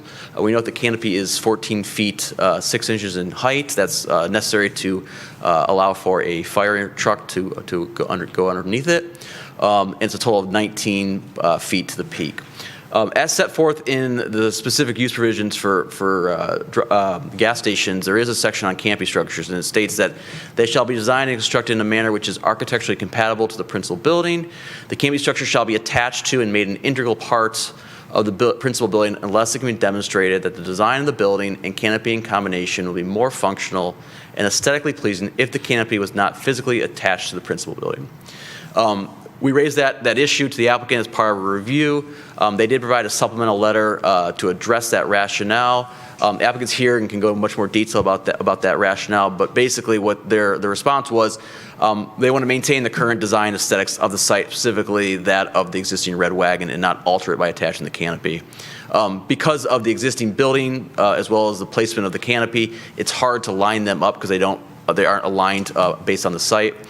There is some varying between the height of the canopy as well as the height of the building, and so again, there's some alignment issues with that. The canopy attached to the convenience store, based on the experience of the applicant, is an outdated look, and they also want to maintain the brand identity, specifically that of the Red Wagon site. So that's the rationale as to why they don't feel that they want to attach the canopy to the principal structure. In regards to parking, the site in total requires 48 spaces. They're only providing 44. It's a deviation of 4 spaces. The Planning Commission may grant a deviation that based on the satisfaction that the applicant proves that the required parking is not needed on a daily basis. We note that there's no loading space to the existing Red Wagon building.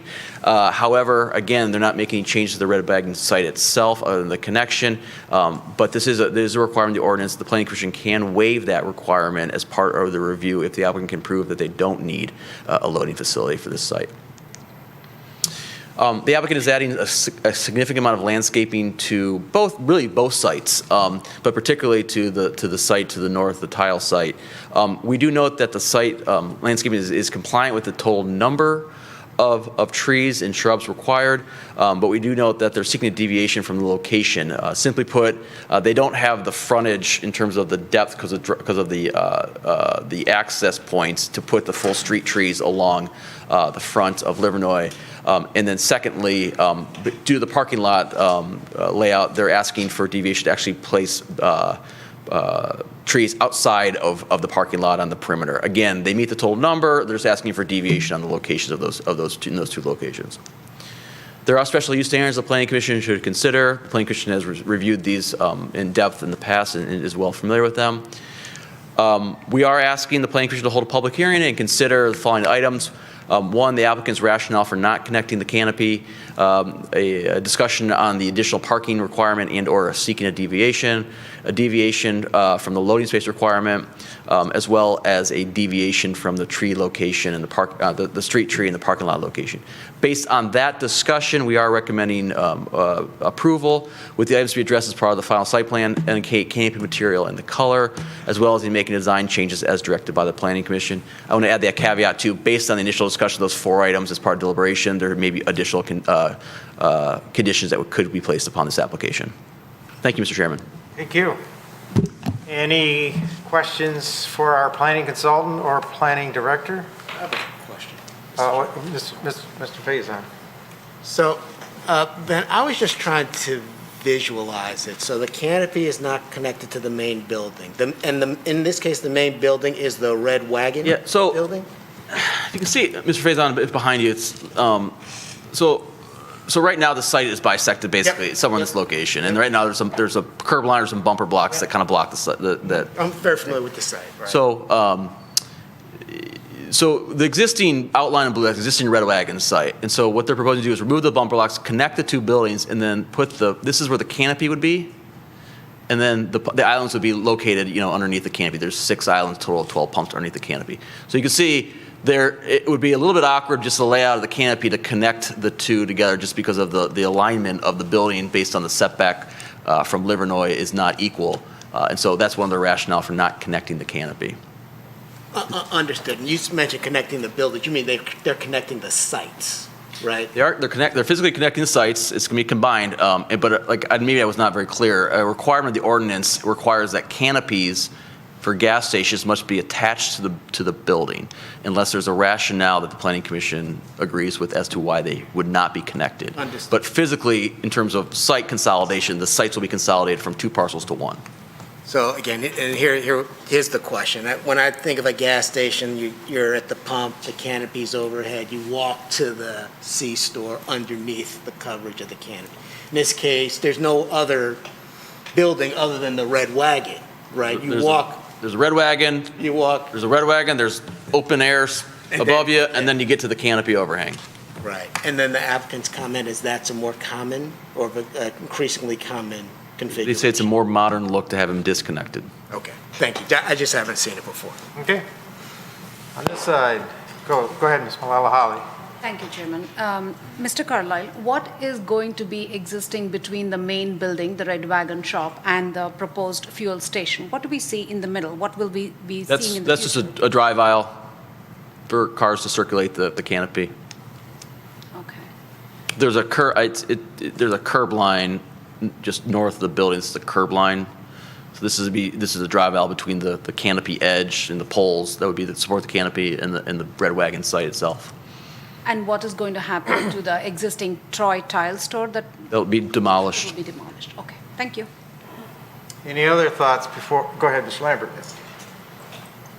I certainly can understand the rationale that Red Wagon has because it's a distinctive location and store that's been there for a number of years and why they wouldn't want to attach the canopy. But can Planning Commission, and I don't know, we'll have to ask the applicant, can Planning Commission at least require that the appearance of the gas station kind of complement the Red Wagon so it's not two disconnected type features on that corner? Certainly, Mr. Chairman, and that's one of my conditions that I had asked for was indicate material and color because I want to make sure there's consistency between the two because I couldn't tell from the color, from the rendering, the elevation, the design consistency between the two. I mean, I think the Red Wagon's a nice looking building. I want to make sure it's complemented by the canopy.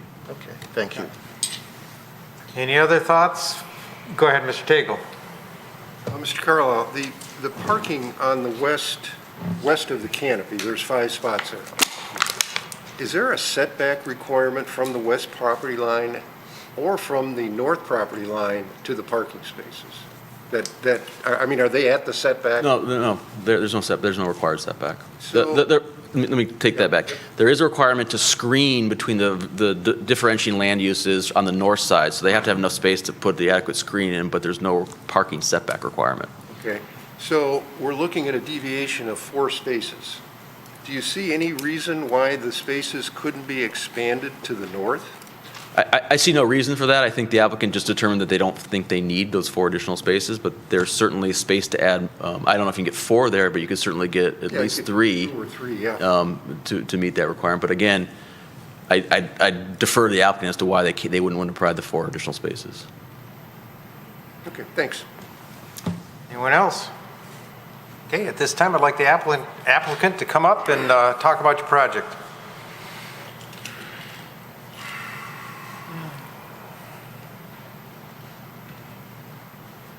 Good evening, Commissioners. Kenny Koza, RW Troy. Jim Butler, PEA Group. If each of you, before you leave, to sign in. You got it. To address the parking spaces of why we didn't have more is simply to meet the landscaping requirement and green space requirement. By adding more spaces, then we wouldn't be compliant with the landscaping, but Mr. Butler can better explain that. Yeah, Mr. Coz is correct. We are required to have 20%, so that's why we installed all the landscape islands that you saw. If, to install the additional parking, we would be below the 20% requirement. Currently, the site has approximately 31 parking spaces, the existing red wagon. We have 32, and then there's another 12 spaces for the pump. So we didn't think that adding more parking for this use, it already has sufficient parking. The other item I do want to bring up is related to the loading. If you look at the graphic that's up there right now, if you look along the west and the northwest corner of the building, there is kind of there's an overhead door in that northerlymost notch. There's an overhead door there. You got a picture.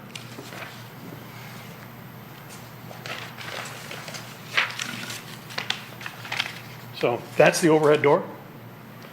So that's at the far north corner of the site, at the northeast west corner. So all loading, that little notch right there, that's kind of where the existing loading unloading area is for the site. They bring materials in and out, product in and out that end of the building. So there is an existing loading area. Yep, and then I can quickly address the Canopy if you guys like. So we're affiliated with High Point Oil. It's a family business. In the last probably 10 years, in the hundreds and hundreds of gas stations we've developed, none of our new build gas stations, I know we don't like to call them gas stations anymore, convenience stores, have canopies connected to them.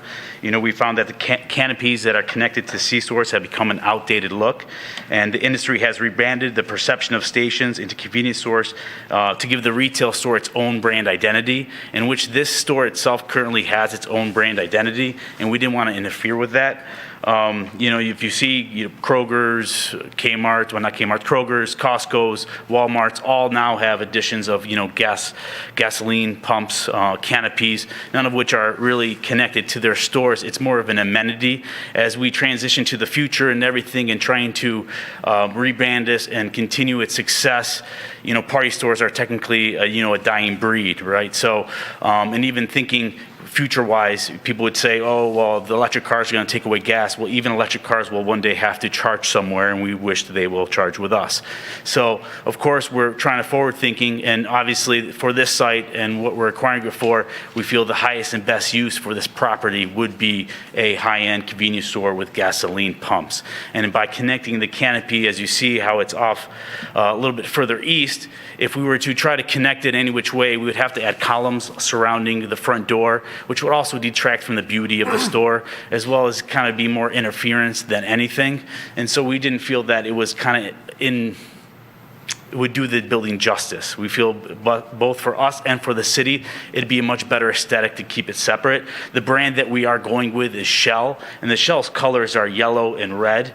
And so, you know, although the building doesn't really have red, it does have like a nice reddish tone, a tan tone. And so therefore we've picked up the colors of the red wagon on the columns of the canopy. So we're using the same masonry materials of limestone and brick on the column canopies to kind of tie them in. And because of their distance, no one to us is gonna notice the fact that there's not a brighter red on the red wagon. The sign of the red wagon is red. So we do feel that there are corresponding colors and elements between both that kind of make it tie together.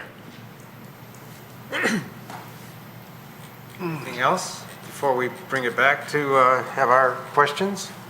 If you have any questions, certainly happy to answer. Okay, you know, we started that way last, we'll start this way this time. Mr. Tagle, any thoughts? Do you have any pictures of what this canopy is going to look like from the top of the columns up? Because you say it's by others and it's just drawn as a rectangle. You know what, we didn't get in a color elevation, but we did provide a rendering of the canopy that showed masonry elements and colors on it. Is that part of the package? Yeah. Well, the packet, That's what we have that, but that's not what you're asking for. You're asking for what's above the brick. Yeah, yes. I was asking, what is that purely going to be a 3 by 71 foot rectangle? And is the word shell going to be on one end or the other? The shell's going to have a little signage in that little dotted area. And yes, it's going to be a rectangle canopy wrapped with metal. Is it yellow? It's majority of it's red with yellow elements. If you ever seen a Shell gas station canopy, it's what it's going to resemble. Well, I've probably seen 100 of them, but I can't, in my mind's eye, I can't picture it right now.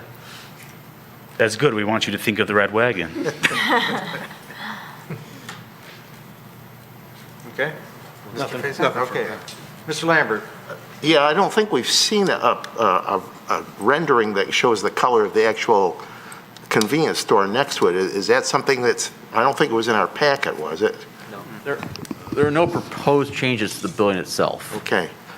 I mean, not to Red Wagon, but to the building where the gas pumps are going to be connected to. There's no building. Okay. Yeah, Okay, all right. just the canopy and the pumps. Yeah. We'll be tearing down the closed down tile Yeah, shop to accommodate okay. the canopies. Okay. Yeah. Mr. Hudson? Nothing. Mr. Good Brahman? question. I think you touched the question I was going to ask. I know that, do you have enough market for another gas station in Troy? And then also with the electric cars coming, it's coming. I think I heard you are kind of like expert in installing gas stations. Is that Correct. true? Okay.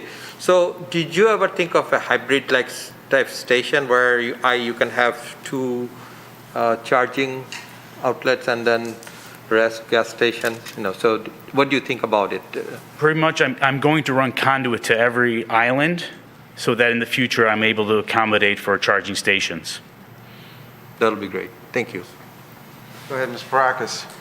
Yeah, I just want to say that I drove by it, and this will be a big improvement to the site. And I appreciate all that landscaping, which I now found out is all required, but that's good.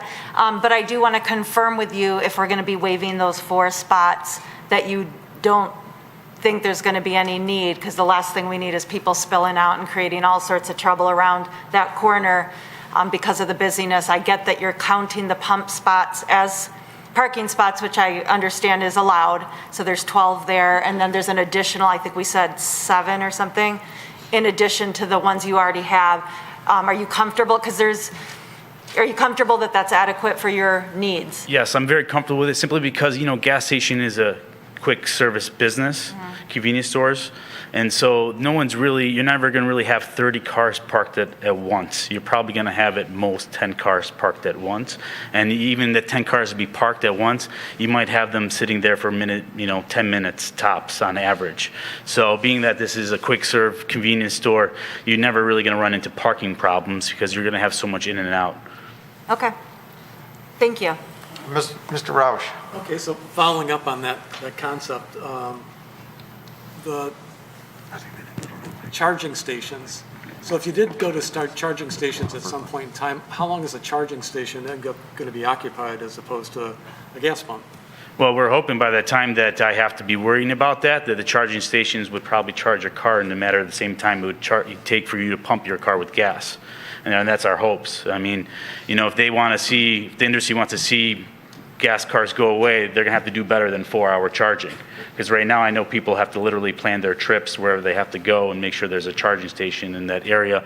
And, and not to get into politics, but with the Build Back Better plan and the incentives they're going to be putting out there, we're hoping that, the EV market gets much better. And so, we're anticipating this happening in probably 2030, and we're preparing for it. And at the end of the day, we have a very solid C-store. And so, the pumps are obviously just an amenity. So, it's not more, we do believe there'll be a huge market in terms of charging vehicles, no different than gasoline. Okay, and can we see the landscape plan?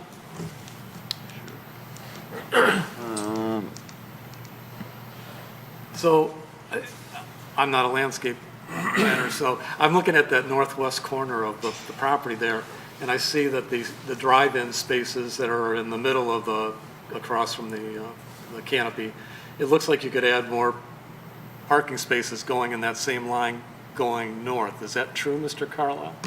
Yeah, I think that's the same question that Mr. Tagle asked. I think the issue that was raised by the applicant is there is a requirement to maintain 20% landscaping. And that's my point. I'm not seeing, what am I don't see any landscaping that it would interfere with. We count grass as landscaping. So we'd be eliminating grass area that is grass required? area, which counts towards landscaping area, which is required 20%. So they would need, that would be a variance from the zoning board of appeals actually have to grant that variance.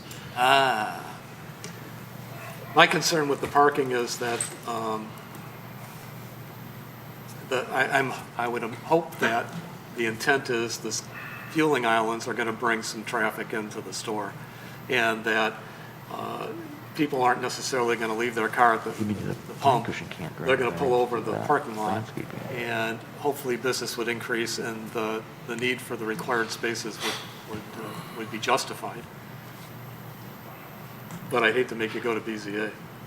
Well, that would be presuming that 30, cars parked would be all inside the store at the same time, which would be probably irregular based on the traffic patterns of a convenience store personally. This is not a traditional, in my mind, I've been in there a number of times. It's not a traditional convenience store. You go in there and shop for wine, and I don't know about you, but I can be in there for quite a while looking at the different labels on bottles that I haven't tried before. You mind me asking how many people have you seen in there while you were shopping for wine, though? Not a lot, obviously, not a lot. But And you were in there for a again, while. I've been in the middle of the day. I've not been going on in any kind of rush hour on weekends or stuff. Yeah, we've studied the traffic patterns of the store because obviously it's a very big investment for us. And so for us, we're completely comfortable with the amount of parking spaces. I mean, to me, we're way over parked. This is probably double the amount of parking any of my other gas stations have. I understand, but again, I'm not looking at it as a gas station. Yep. No, I know, But thank you for your answer. yeah, and I mean, 4 spots isn't, a tremendous amount when you already have 30 spaces. If it was, I only had 10 and I was short 4 and I only had 6, then I'd say I probably would be concerned. But being that I have 32 parking spaces plus the 12 at the Canopy, and in our business, people do pump at the Canopy and use it as a space and walk in, they almost never get back in their car and drive to a different parking space. I certainly don't. I don't see my customers do. Not everybody is the same as us, of course. It could happen, but generally speaking, people are so quick that they don't want to get back in their car and find a parking space. I agree with what you're saying, but again, I wouldn't consider this a convenience store. That's the perspective that I'm looking at it from. Yeah, currently, true, it's a high-end liquor store, but for us, the upside to it is bringing in amenities that it doesn't currently have right now. And he has one cooler door that basically serves as a soda door, which he doesn't really carry all the Coke line or Pepsi line or anything like that we're actually going to bring into it, because we feel that we want to become a one-stop shop. Why to me the owner is sending somebody to go elsewhere for the juices and the other stuff that might need to go with liquor or other purchases. I'm not sure why he's chosen to keep it the way he has. There's certain things and changes that we're going to do that are going to make it more of a convenience store. Thank you. Ms. Malala Holly. Yeah, thank you. First of all, the Red Wagon shop looks really good at that intersection, and the fact that it has that brick exterior really adds a lot of aesthetic value to that intersection. So I agree that to a certain extent, you cannot replicate the same with your Canopy and your fuel stations. So that question was answered for me. What I also want to know is, of course, your EV question that somebody raised, one of my fellow commissioners raised, was answered for me. However, I do not know whether you have that plan in mind as to where you're going to locate your EV charging stations, considering, of course, we have the 4 parking spaces less. Where exactly are you envisioning it once you do put it in? I envision it replacing our gas pumps. Oh, you're completely taking it off and then having EV stations there. Okay. Okay. Because EV, right now, as you said, yes, it does take a long time to charge, 40 minutes at the average. To even get a 30% charge, recently, that's what I read, 30 to 40% charge, you need at least 40 minutes. So hopefully going forward, it'll be as much as the fuel. That's where we're open, and we see that happening, and it's inevitable, to be honest with you, in my opinion. And so as it becomes more of a thing, you'll see, instead of us, we'll slowly start transition our gas pumps to electric pumps, and then we might even leave one gas pump one day, because there still will be cars that need gas. Yeah, sure. So. All of us classic drivers. Yep. Okay. Anything else? Just a couple quick comments from me. On the drawing where it shows the east elevation of the brick columns, It shows existing soldier brick, existing brick from, I don't think it exists today. I think my architect meant to say matching the existing of the Red okay, Wagon good. building. And then the other element is, yes, I'm really pleased to hear you're eventually going to convert to electric charging stations. I know General Motors pledged 40,000 new stations, and there's a consortium of 5 states, including Michigan and the Midwest, that are getting together to, again, bring out a lot of charging stations across our 5 states. So you're on the right track. I'm really pleased to hear that eventually you're bringing in ahead of time. You're thinking ahead to bring in those conduits so that you can electrify those stations. So that's all I have. Anything else?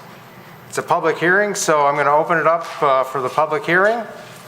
Anyone in the audience like to speak on this item, please come forward, state your name, sign in, and you've got roughly 3 minutes. Good evening, everyone. My name is Sukhnur, and my husband Pritipal Singh.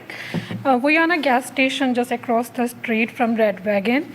So we are here to object that proposal because within that 0.3 mile area, we already have 3 gas stations. So putting another one, it will increase competition in that area. I'm sorry, I'm just a little nervous right now. That's okay, relax. We're not going anywhere. Take your time. Okay. So because of the COVID, the gas station business is already going down. Having another gas station there, it will really affect me and the other 2 gas stations in the area. And if you look at the map, within 1 mile area, we have 7 gas stations. So I think those gas stations are enough to meet the community requirements. So I do not know why we need another gas station at that place. And with electric cars, the future of the gas stations, we really do not know. And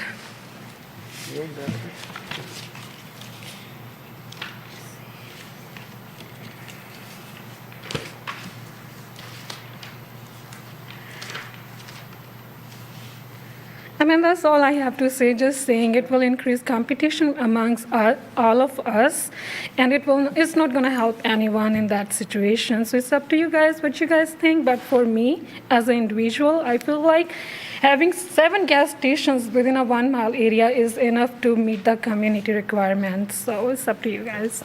Thank you.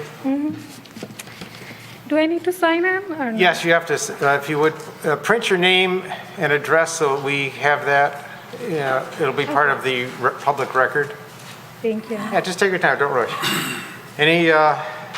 Anybody else from the audience like to talk on this subject? Seeing none, I'm closing the public hearing.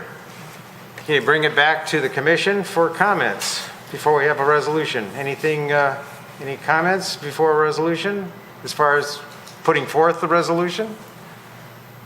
Do we have any background information that staff or planning consultant would be able to provide in terms of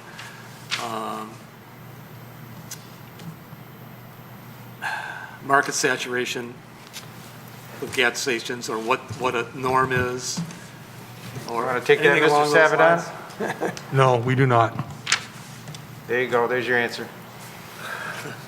Okay, anything else before a resolution? Okay, let's have a resolution if we could. The applicant had something. You had, no, not really. I know, you could probably expound, but our job here is not worrying about the competition in America. Our job here is to look at your project and make a decision. I'll make a resolution. Go ahead, Mr. Faiza. Resolved, the Planning Commission hereby approves a reduction in the total number of required parking spaces for the proposed Red Wagon fuel station to 44, when a total of 48 spaces are required on the site based on the off-street parking space requirements for convenience store and gas stations.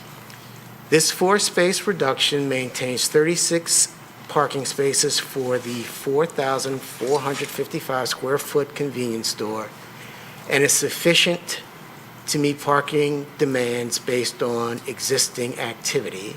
And Resolved, the Planning Commission hereby waives the loading space requirement, and resolved that the special use approval and preliminary site plan approval for the proposed Red Wagon Fuel Station west side of Livernois, north of Maple, 1613 and 1631 Livernois, Section 28, currently zoned MR Maple Road District, be granted.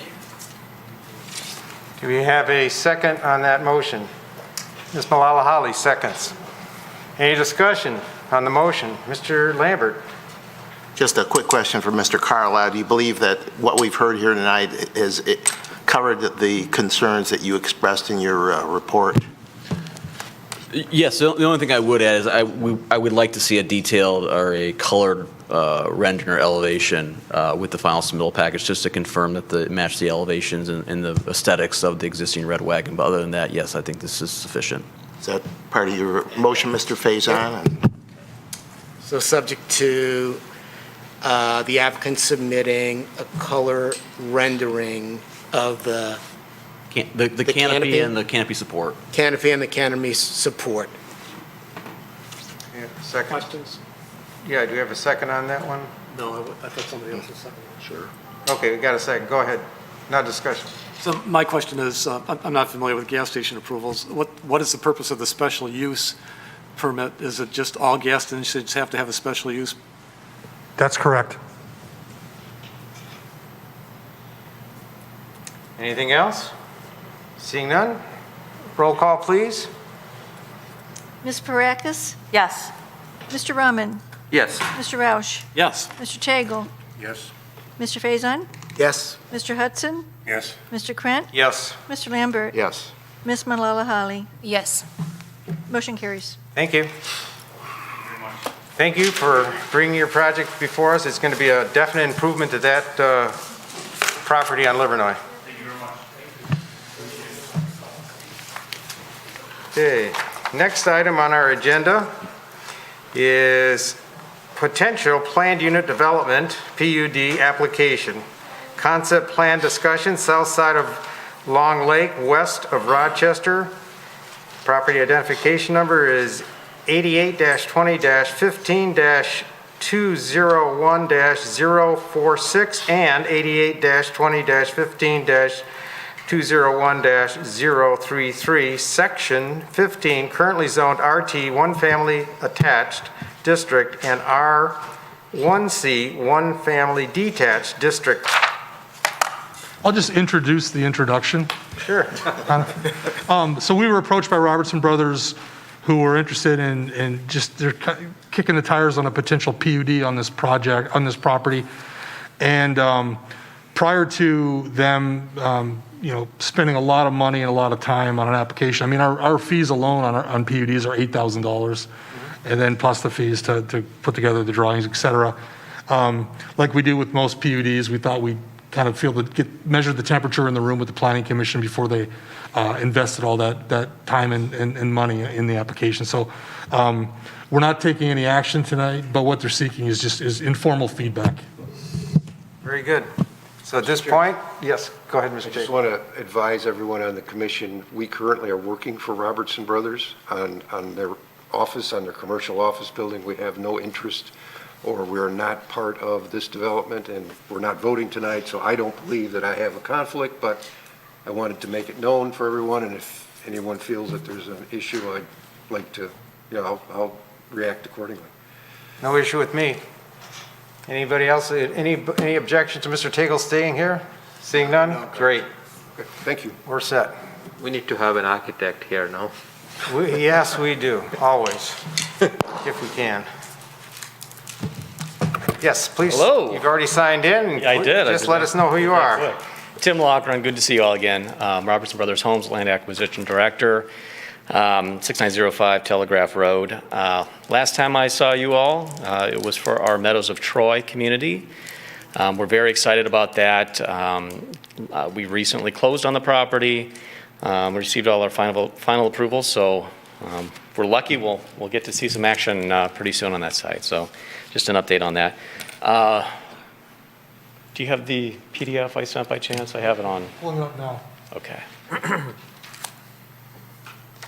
You can just do full screen on. You got the remote control right here. Actually. So you don't have to turn your necks around. I'll share. Oh my God. Is there enough for everyone, Tim? There is, yep. I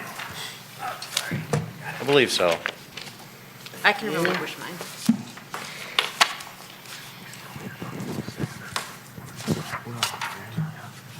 So the property is about 20 acres. It's at the southwest corner of Long Lake and Rochester. And we are calling it the Village of Troy. So just quickly on the summary, and again, I do appreciate your time tonight. Just getting this feedback is very valuable to us as developers. The acreage, it's just over 20 acres. What we're proposing is 8.85 dwelling units per acre. The existing zoning is actually RT. It's mostly RT. There's about 15 acres of RT, a little bit of R1C and CB. So it's assemblage of two parcels, but actually three zoning categories. We're proposing 182 homes, and that's broken down by 20 single-family, 55 attached condos, which are really attached single-family homes, and I'll show you some of those in a second, and 107 townhomes. They are all owner-occupied, so none of these would be rentals, no apartments of what we're proposing. We're proposing over 20% of the site as either active or passive recreational open space. I think it's a very exciting plan. I think there's a lot of potential for the site. We'd love to get your feedback. And the unit sizes range from 1,300 to about 2,800 square feet. So there's quite a gamut there, and we did that intentionally. And that's really where we get to that village component that hopefully you'll be able to see as we go through. So we are proposing a PUD, and I know that's a three-letter word. My hope is to tell you why we think that that's warranted on this particular property. Just by reference, Robertson was actually, we were PUD number 1 in Troy, the Northwick community on Rochester Road. So we've been around a long time, and I think that community really is a special community. Again, high quality, owner-occupied, single-family, and missing middle homes, and that's really the point. It's not just one product is what we're proposing. We're proposing a really village of different types of products. We're proposing a 3.5 acre, could be publicly accessible. We're willing to do that. A sledding hill amenity and a trailhead for a future City of Troy trailway. That basically this is sort of the missing component, one of the missing components to that pathway, which we think is very exciting. The project itself will have over 5,000 lineal foot of sidewalk and actually 2,000 lineal foot in addition to that of this trail and pathway, which we'll walk through. And again, we see it as a unique village. I don't know of anything else in this area quite like this, what we're proposing. We have built other communities elsewhere nearby that has some of these components, but really this is a unique type of project that we're proposing. It's cleaning up a very difficult former fill site. And, there's a reason why 20 acres of Troy has just been sitting there. It's been a staging area for probably every single road that has been built in Troy over the years. So it's got a lot of cleanup that we have to do on the site, and that creates some unique challenges, also some unique opportunities. So we've kind of taken it head on. It's going to take something kind of special to make this site develop. Because again, it's been sitting there for a very long time. The plan itself, it's a walkable community. We'll have connections, as I mentioned, to that future city path with an on-site trailhead is what we're proposing, which would be accessed by the public. Tree-lined streets, again, housing options that are residents are vastly underserved. And shameless self-promotion, we've been around a long time. And hopefully you think we're a good developer. So the concept plan, and in fact, just because I printed them out, I have enough of these.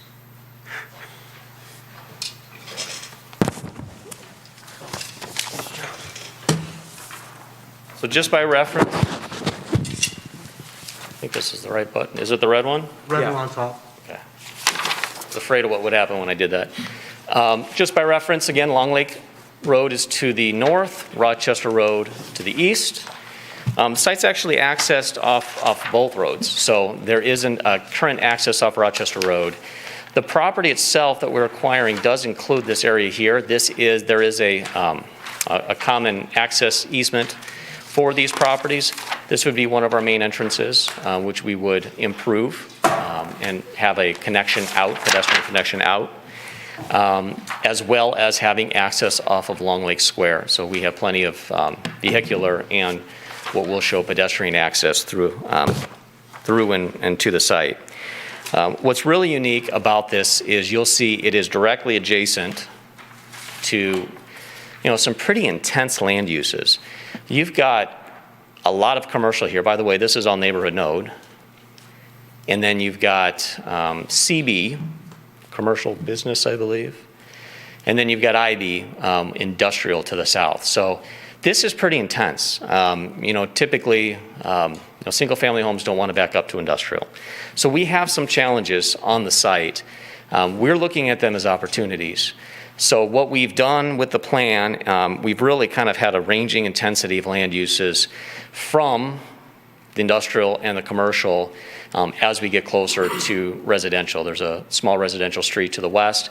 By the way, we have had 2 neighborhood meetings, obviously by Zoom, and we've met with these neighbors already. We actually notified further out. I don't know who exactly attended. We'd had about, I think, 10 on the first and 3 or 4 on the second, and I didn't really hear many objections at all, just by reference. But what we are proposing is to have single-family homes, which this is all zoned RT. RT does really allows townhomes. It allows 2.5-story townhomes.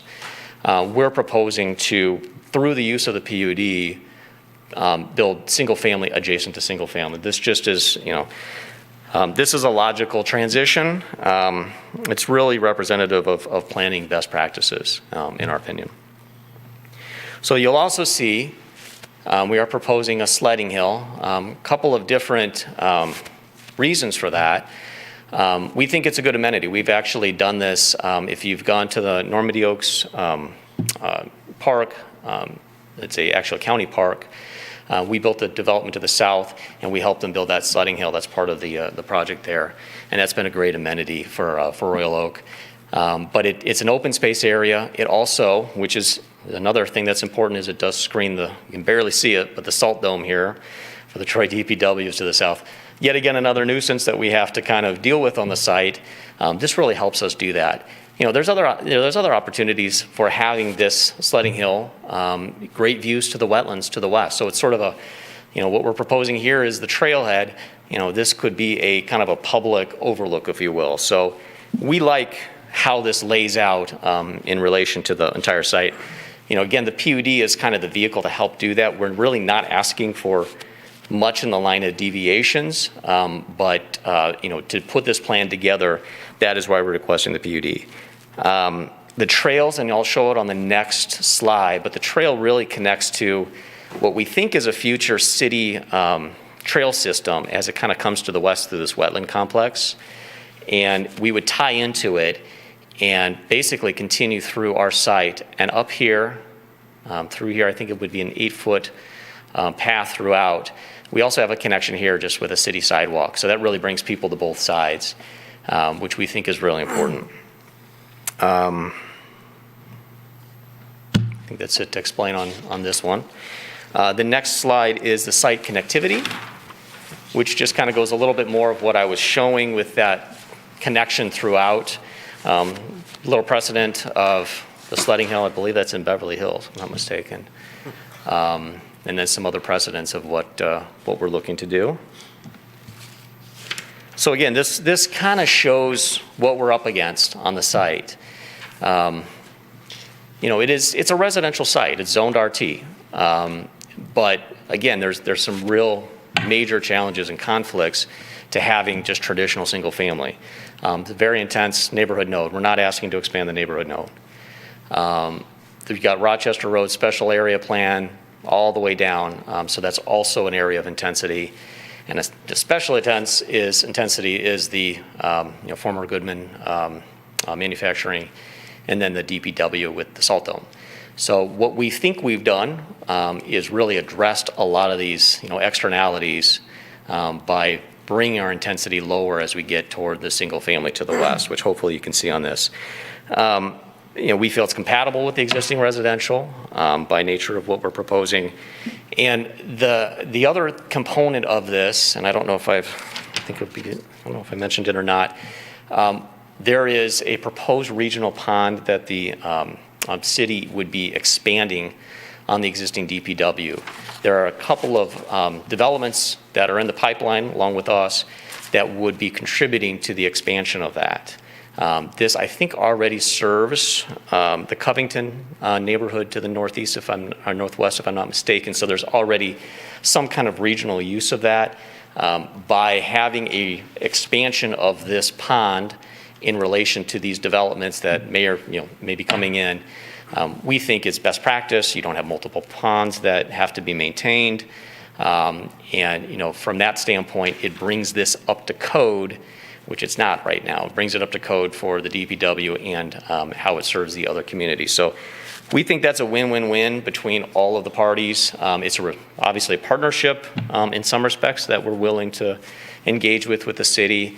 And as part of that, we're also proposing the pedestrian walkway through this. So it's sort of part and parcel of that project. So all the details are not set in motion on that. OHM is researching it. I know they're doing their site inspections now. We've had a lot of conversations about it. But obviously, we're proponents of that in respect that our project could help facilitate. Next slide. I just threw this in there to scare you. The existing RT is right up against residential.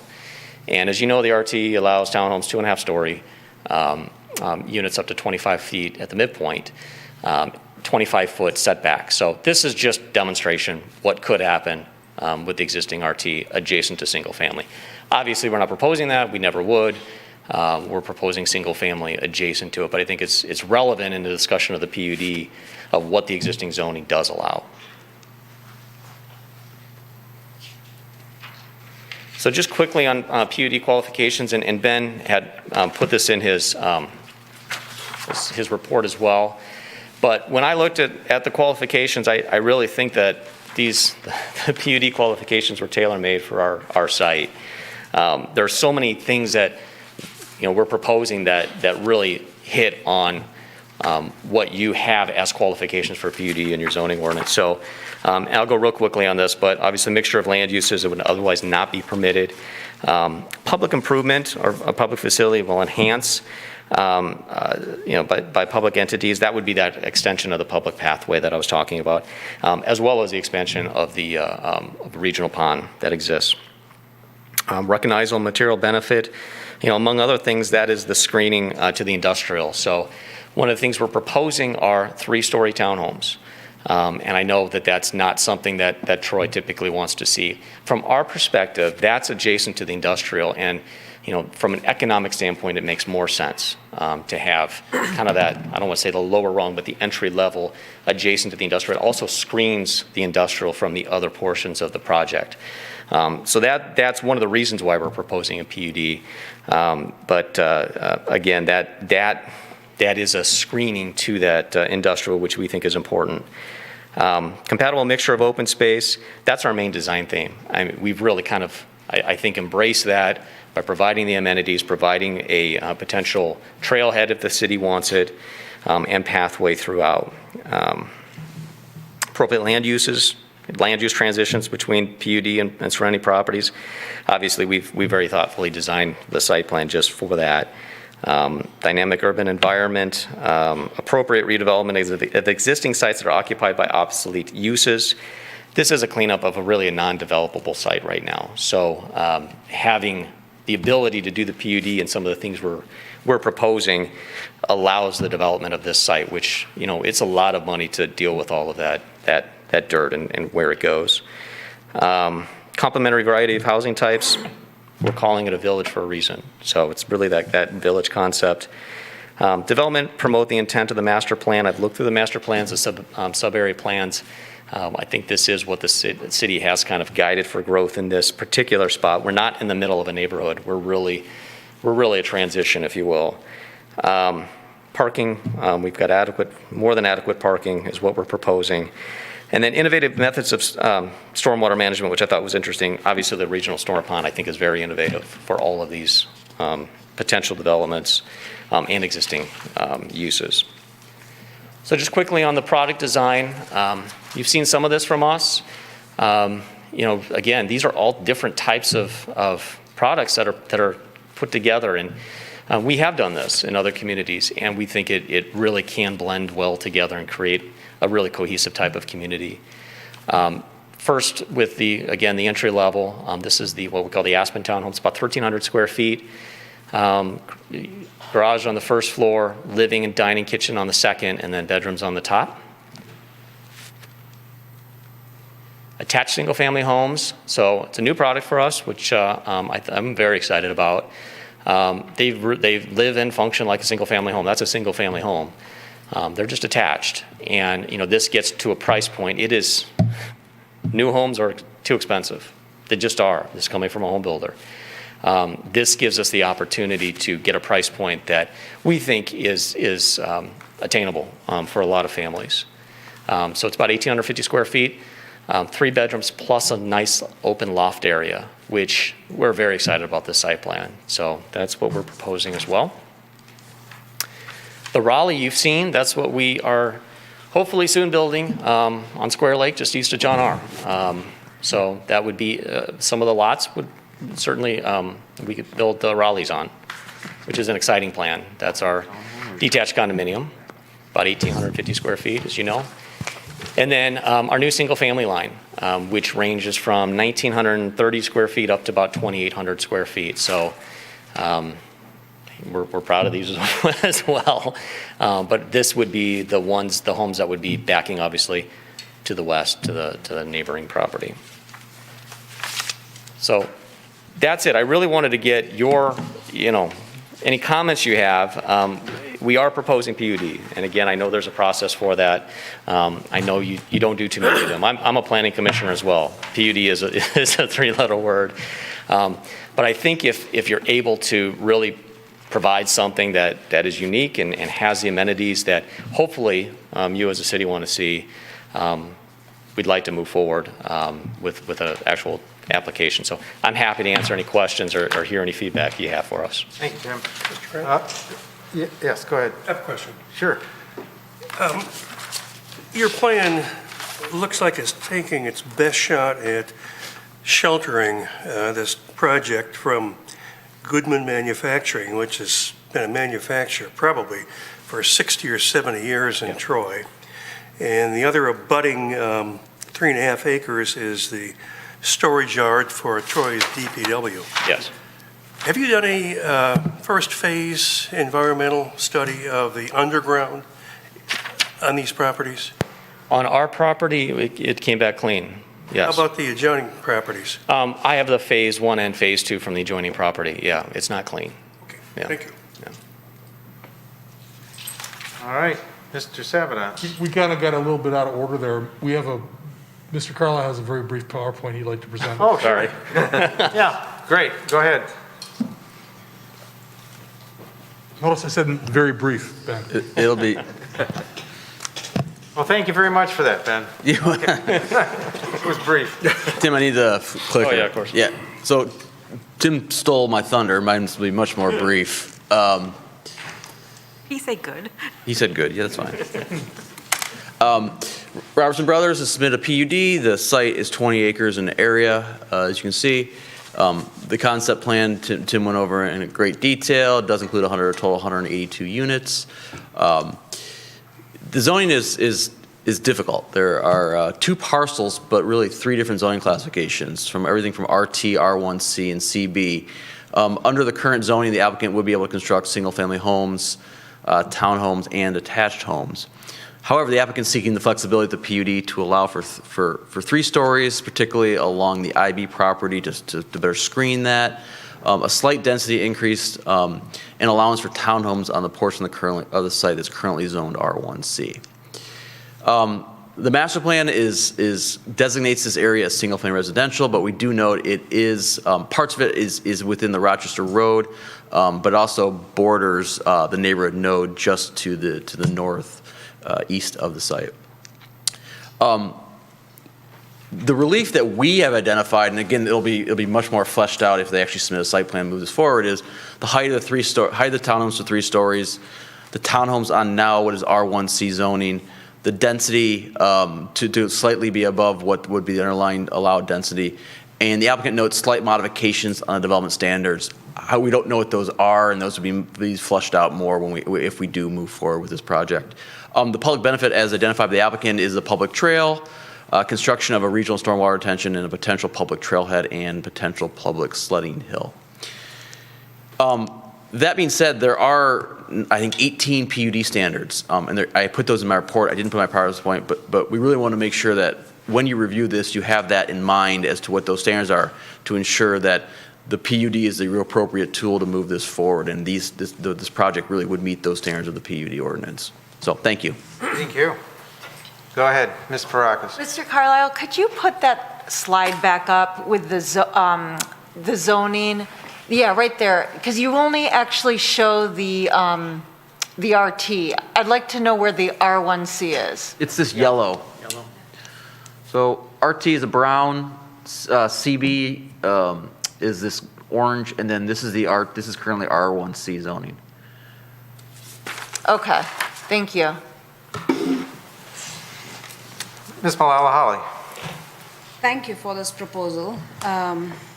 I live very close to where you are proposing this project. And I do like the fact that you thought about putting single-family homes next to single-family homes and, of course, shielding the industrial site. But now with the industrial site, I have a couple questions that I will ask you. One, of course, because it's so close to the DPW site, soil penetration. I don't know how safe that site will be in terms of sledding hill. I'm not completely 100% familiar with chemical seepage, but I just was thinking kids is what we're looking at when we talk sledding hill. Sure. So the safety point of view from the environmental standards. And the second question that I'm going to ask you is under the standards for approval, number 7 talks about green building and low impact design. Recently with the Colorado fires, and my family lives very close, and they were just 2 streets away from the fires that completely decimated the homes in their subdivision. The City of Superior and City of Louisville is actively looking into roofing materials that will stop embers, if they do land, stop the roofs from catching fire or homes from catching fire. They're also looking into aggressively mitigating urban fires because they do live in a fire-prone range, although this was not supposed to be happening. For me, my biggest concern is when you're so proactive looking into all these other elements, what kind of sustainable, green, energy-efficient ways of designing buildings are you proposing? Because that is something that I am very concerned to know what you're thinking for the future of Troy and future of everybody. Sure, I think it's a great question. So we'll obviously meet the energy code. We exceed the energy code, which everybody has to with new development. But new development obviously does meet all of that, the standards. And we've recently developed in a lot of communities that have enhanced standards, and we can certainly look to some of that, especially since considering it's a PUD, incorporating some of those things. I don't have any of the specifics necessarily on the top of my head, but I can certainly have that more fleshed out when we submit. Energy Star appliances, that sort of thing. One of the things that we have been doing, and we would propose it here, is to have every single unit EV ready, so have in the garages, the capability for anybody to hook up their charging station for their specific electric car. So that's something we're proposing to do on every unit here. So again, I don't have everything fleshed out, but I certainly hear what you're saying, and we can look into some of those enhanced standards. True. You already have the renditions, the elevations of the homes. I'm just looking at building materials too. In the future, are you looking into all those when you're putting together such a mega plan? Good. Is sledding hill something that came up as an idea, or was it suggested because it fits well into that environment, like you said, that there will be some trailhead pathway in the future? Yeah, again, so there was a few things. We think it's a good amenity just because of our experience with that specific amenity. It also screens as I mentioned, the salt dome, so that's another advantage. Where this kind of was born from was, I mentioned, the poor soils. Again, this had been a staging, yard for decades and decades and decades and decades. So, it's not economically feasible to develop this site with having to truck all of that off. So the dirt that had been used, we would use that for the sledding hill. Obviously, it would be safe. There's nothing wrong environmentally with the dirt, but that particular, you can't just bring that, to another site, if you will. So being able to utilize that is an important concept, and one of the reasons how we kind of designed it this way and then developed the PUD from there. Does that make sense? That makes sense. Yeah. Okay. Thank you. Mr. Quinn. Go ahead, Mr. Roush, we'll just go around this way. Great idea. I applaud your business idea of taking advantage of not having to remove the slough from the site and being able to use it in place and use it for a recreational feature. I do have some questions. I have lots of questions. I'll start with the trailhead. I see it's an 8-foot wide pathway. Is that an overly wide sidewalk? In other words, you've got a required sidewalk, I assume, here, and you've gone to make it to 8 feet instead of, is it just a cement walk, or are you doing something different? I don't know if we flesh that out. I mean, we're still concept. I guess I'd look to the city for if they have any standards for the pathway. I mean, it could be concrete, it could be asphalt, it could be, it could be fines. I don't know. I guess it depends on maybe where it's at along the trail as well. Okay. So we're open. So extending it through the only, I mean, it's a benefit if you go wider than normal and you can open it up to the public. Right. But the pathway, only the extension along the sledding hill is really something that's outside of what's going to be required for sidewalks. Just for clarification, we do have it also kind of on the eastern portion adjacent to the commercial. We have that going up, if you can see it. I have another slide. I can see that. So that was my question. First part, that's not a required sidewalk? That's not a required. We wouldn't do that if we weren't expanding it. There would be no reason to have a sidewalk there. Yeah. Aren't there sidewalks required for those homes, those attached homes? We're not proposing any sidewalks in front of those. There is an awful lot of impervious surface just by nature of the driveways and the roadway, and that's really not a heavily traveled, road whatsoever, since it's kind of a little cul-de-sac there or a little private road. So as of right now in our concept, we're not proposing sidewalks in front of the two-story townhomes. The two-story homes. We shifted everything over and we lost that space when we added in the trailhead. So we were providing the trailhead and it kind of pushed everything over. Okay, that was one of my other questions too, is I noticed that the high-end homes, so to speak, are the ones that would be on the western boundary, the northwest. Right. And that ends up, we've got one of two major entrances and accesses to the subdivision going past those homes. Would you consider, would it make sense to put it someplace else? In other words, on the other side, if you could, where you've got the two-story attached homes? Just a passing thought, okay. Not in comment, that's all. Sure, we can certainly look at that. I understand. I'm not in favor of, I put it this way, I'm in favor of the townhomes across the southern boundary to block the view of the industrial use to the south. That makes sense. But I don't know that you need 107 townhomes to do that. You could certainly have one row going across the south, and that would block them, and then you could use the remaining lands for something else in terms of other style homes. And by the same token, if I kind of got my directions right, the dividing line between the master plan's intended R1 zoned land and the higher intensity use is really kind of the tree line between your two-story attached homes and the single-family homes on the west. Is that? No, the RT is that, basically the entire kind of box in the I'm middle. talking about the master plan. Oh, the master plan. Yeah, the master plan. The master plan calls for the land to be used for our residential one, R1. And maybe I could ask Mr. Carlisle, am I kind of guessing that dimension, that line correctly? Kind of looks like halfway. Yeah, it's the midpoint. And so obviously, this is master plan for, what's blue, institutional, I believe?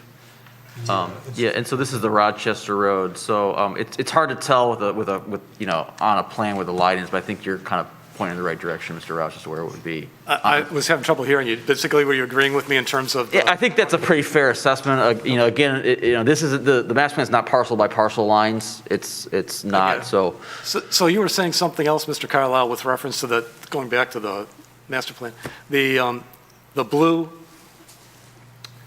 Blue is institutional. That's existing industrial? Yes. Okay. Thanks on that. So, you know, my suggestion would be to eliminate the townhomes in the intended R1 land, which would be the townhomes that are in front of the sledding hill. They don't really need to block the view of anything because you got the sledding hill doing that. And then, again, as it relates to the R1C section where you have townhomes, I wouldn't object to you putting townhomes across the southern boundary in a line, and if you want to do something to transition down from three-story townhomes going north to your current drive, or if you wanted to move the drive south so you could get more of something else in. I see. And then lastly, I want to talk about the pond, which is one of the other benefits that you've cited for doing this to the city. I assume being able to have your on-site water go off to this pond eliminates quite a bit of area that you would not be able to develop for your own detention pond. Yes, I mean, obviously, we originally had it in that sledding hill area. You know, when we started doing a lot of the soil borings, Right. we realized that, you know, this was really the only way to develop this property. So, yes, I think it's kind of beneficial for all parties is how we've looked at it. So my point is that's not just purely a benefit for the city. Oh, sure, exactly. Yeah, I agree. it's a big benefit for you guys, and it's wonderful that you could do that. We, you know, and take advantage of fully developing the site. I just don't want to see it Just showing overdeveloped. it. I understand, yep. Thank you. Sure. Okay, Ms. Parakis. Okay, so I'm going to start with what I like. Okay. Okay, I like that you're focusing, that you're focusing on the missing middle. I like the housing types. For the most part, I like the fact that they're smaller homes, or I shouldn't say that, but the 1,300 to the 2,800, the ranches. I like the paths a lot. I think it's important in what people are going for. I wanted to mention there's that development on the corner of the northeast corner of Waddles and John R. that does a really great job. Do you remember what's it? Yes. Arrowhead. Where they do a really great job. They have a really nice attached development, attached home development, which I think would totally work in this area. What I'm unsure about, so I have a what I'm unsure about category and then a what I don't like. So we're kind of going down. What I'm unsure about is the sledding hill. I love the idea, and you mentioned doing it at Normandy Park and Royal Oak, but that example seemed to be more of a, I don't know if it belonged to the city, you did it for the city, it was the city's property. While this one what I was reading is it's actually going to be part of the homeowners association, so they're going to have to have the liability insurance on that. They're going to have to maintain it. And I love the idea because right now we drive half an hour away to find a good sledding hill, but there are hundreds of people and lots of cars. So that whole area, that eight parking spots is not realistic if we're really promoting it as a public hill. So I guess what I'm saying is, I don't buy it that it's going to be proposed for the public to come in hordes and have 100 kids on this hill. So I don't really see it as a huge benefit to the city. If you're going to make it that way, then all of that housing there would be turned into a parking lot, and you'd allow again, I don't know who's going to pay for it. I can't imagine how the homeowners are going to feel about having that be a public space that they're paying for. Can I answer that now? Yeah, Okay. it'd be great. Forget. So I understand, and I understand the concern completely. You're right, at Royal Oak, that was on the city property. We'd actually purchased the land from the city, so it was not really a public-private partnership, but we had a lot of involvement with that kind of back and forth. I kind of look at this very similar to the Meadows of Troy that we recently brought to you. So there is, as a requirement of our purchase agreement with the school district, we provided access to a parking area that we'll be building on our property to be maintained by the HOA. So it's a very similar thing from a liability standpoint, from a maintenance standpoint, and it's not something we're 100% comfortable with, but we think from this standpoint, it's more than our neighborhood necessarily would use, and there is a public trail though, so it could be a walk-by use as well. It doesn't necessarily have to be everybody driving and parking to do the sledding. So that's sort of how we thought. I agree, we probably need some more parking if we're going to make it that kind of, amenity, if you will. But, we're comfortable from, just in conceptual as we're speaking with having that open to the public and having really the responsibility, not on the city, but on the HOA. Now, we'll flesh out those details, but that's our thinking at this point. Okay, that's fair. Is the eight parking spaces their way of decreasing the attractive nuisance of the parking of the sledding hill, keeping people away? Well, I don't think that's the point. I think they want people to use it, right? The public. Well, is it? Liability issues. Yeah, it's a trailhead for people to go to and use, so yeah. I mean, again, it is similar to the Meadows of Troy where, we weren't looking to expand that to, 50 spaces. I'm sure that, Right. county would want that, but from our standpoint, that kind of limits the use and the activity by not having too much parking space. I Right. think you have to be careful in what I see you what you're present. saying. The difference there, though, I think, is that that's a path that people are going to go and walk, and you might get a few people. I mean, have you been to a sledding hill? There are hundreds of kids on those things, and there's tons of cars that come if it becomes known as a good sledding hill. So I'm just bringing it up. And also, I think the liability is much different. Okay, so I'm going to get to what I don't like. I'm not in favor of the townhomes. I feel like we've heard enough from the community through the survey, through people who've come here. We have enough townhomes. In fact, right across the street on the east side of Rochester, just south, there's townhomes. I think there's plenty of townhomes. And I also I'm not sold on the idea that that's the only way to transition.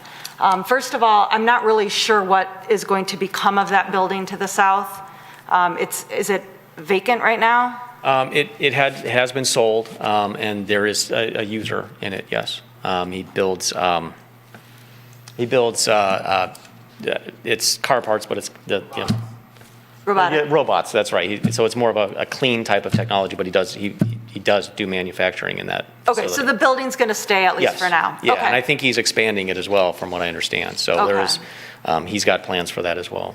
Okay, so I guess the way I see it is if I'm driving north on Rochester Road and you see that building, right now it's trees, but what's going to happen is you're going to tear down the trees and then there's going to be a wall of townhomes. You could just leave the trees and then just start building your attached two-story, what I would envision for the entire lot is just forget as a compromise, forget the R1C single-family homes and just have the whole development be the attached housing, the attached condos, and have it be that development. That would be the way I would do it, keep the trees as your green belt, that would be your transition. I don't think the single-family homes to the west would mind having a neighborhood. You could leave, there's trees there too to buffer. You know, you don't have to go in and clear the whole thing off. So I just would like to see you explore alternatives to the townhomes. If I could just respond, and I do appreciate what you're saying, and I understand it completely. I mean, we are proposing a double row of trees there adjacent to it because we think it's important to buffer as well. So we would be planting new trees. I understand. There's been a lot of townhomes, and I follow. Even when I'm not here in the Planning Commission, I do follow you guys. So I do know how you feel about some of those projects. I don't believe you have a product like this. This is a smaller version of the townhome. A lot of what you've seen is 1,500 to 2,000 square feet. This really is trying to hit a price point and being attainable where there just isn't that product. You can't find that in Troy, and that's what we're trying to provide. So we think it's important for that matter. We're scared to death to build a higher end home next to that industrial. We won't do it. I mean, we're at the point where, from an economic standpoint, this is what our plan is. We need that buffer from an economic standpoint, from a visual standpoint, from a livability standpoint. We wouldn't put a $400,000 attached single family adjacent to it. So I respect what you're saying. We couldn't make the project work. We really need to have these kind of elements to get that point. And by doing that, we wouldn't need a PUD either if we went to the what you're suggesting. And there really wouldn't be any reason to have any of these additional elements. So I think the whole project would be quite different in that respect. Okay, but what about the idea of just, I never understand why properties are just cleaned off and then you talk about planting buffer trees that are 10 feet when there's 50 feet trees there already.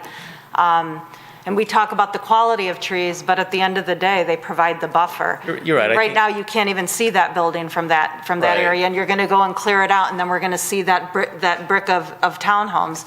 I just never understood it, and I think that's part of the complaint that the residents have. That's fair enough. I mean, I think we'll look at it.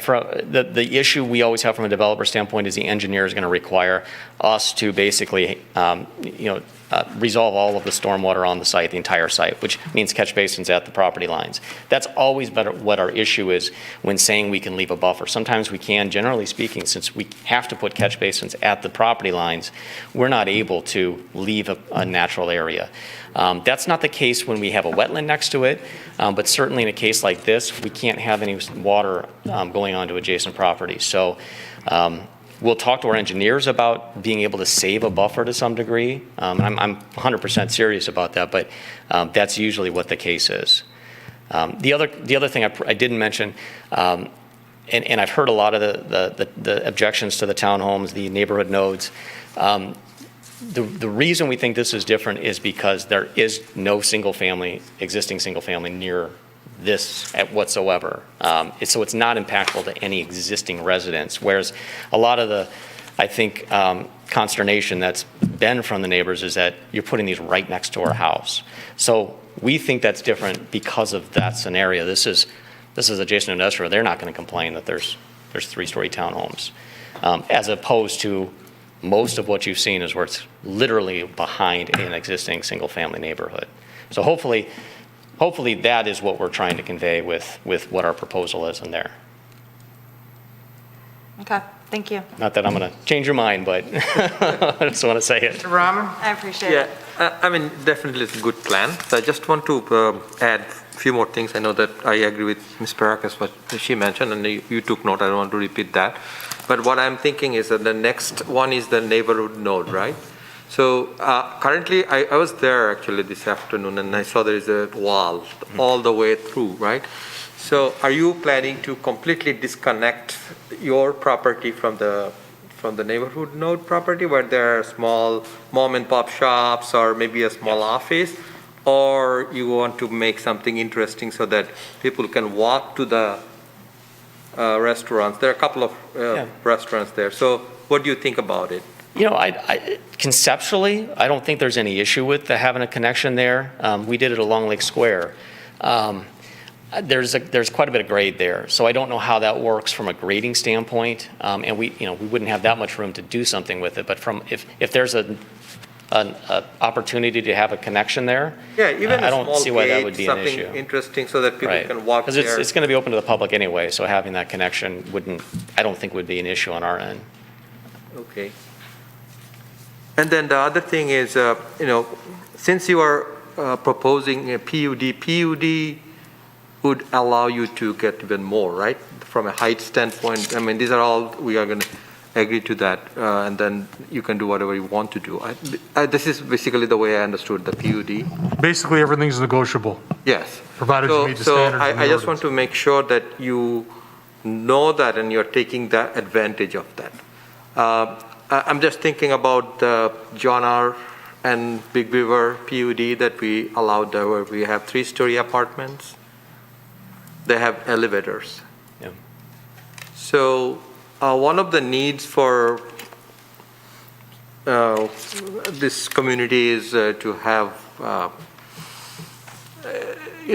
accommodation for disabled, or so I'm thinking that maybe you can think about it, see if you can have that option also available so that we can have that kind of feature.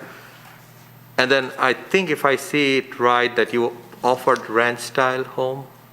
Yes, so the single family could have a ranch unit if they decide to build that. That would be one of With the the offerings. master bedroom. Master bed, yeah, the same Because, bed. those are the needs that we have to, we have to remember, especially when it's a big property, it's 40 acres, so we can plan.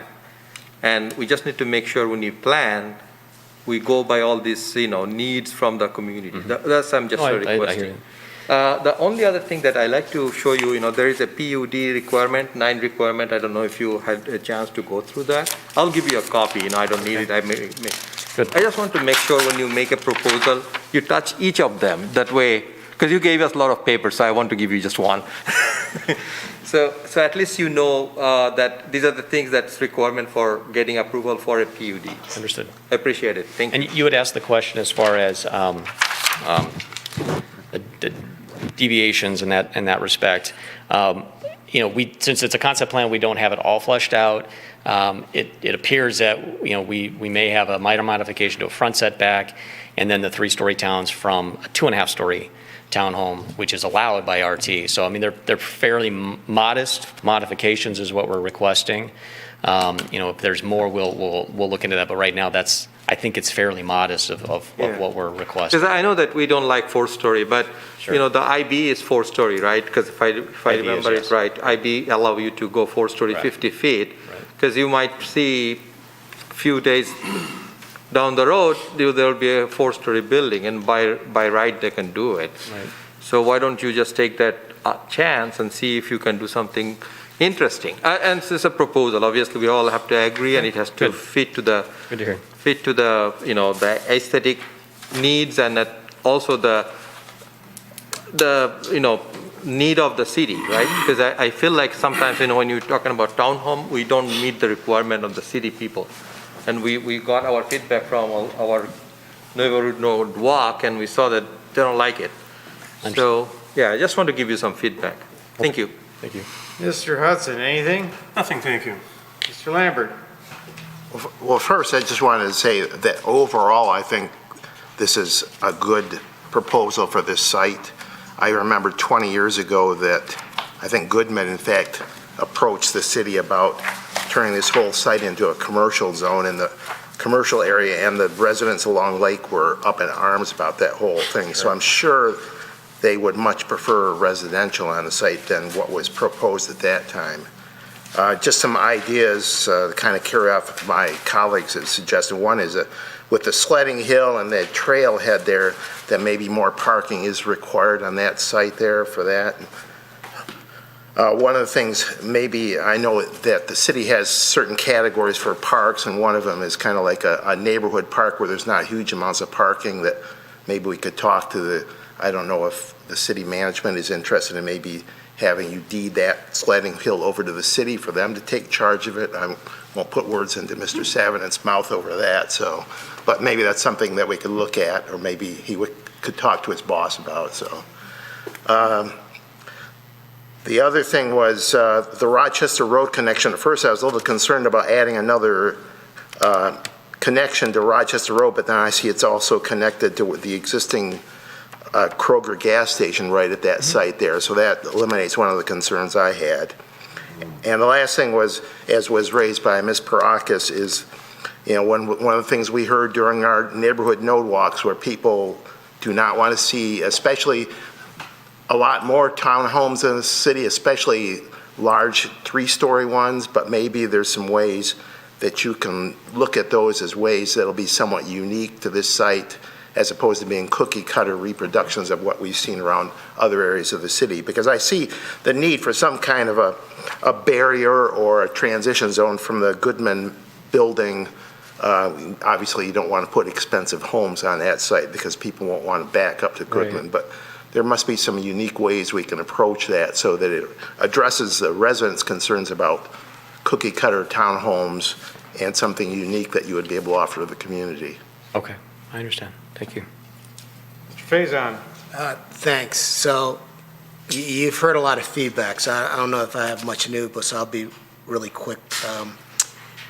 The 3-story townhomes, I think, are an issue. I do understand your point about the need for them to make the site work, so I think minimizing them.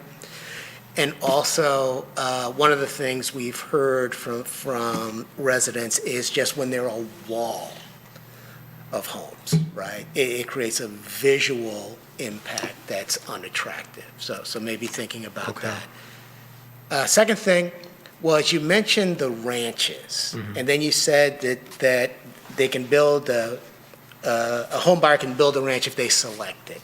So the ranches are going to be potentially in these areas? Yes, those 20 lots. And do you have any set number of ranches you're going to build, or is it going to be specifically driven by buyer demand? Whatever they decide to build. That's what I thought. I mean, we do build specs, but maybe 2 or 3 at the most at a time. So, we're hoping we're going to capture those buyers with our Meadows of Troy project. But we know there's a demand. We know people will select it here.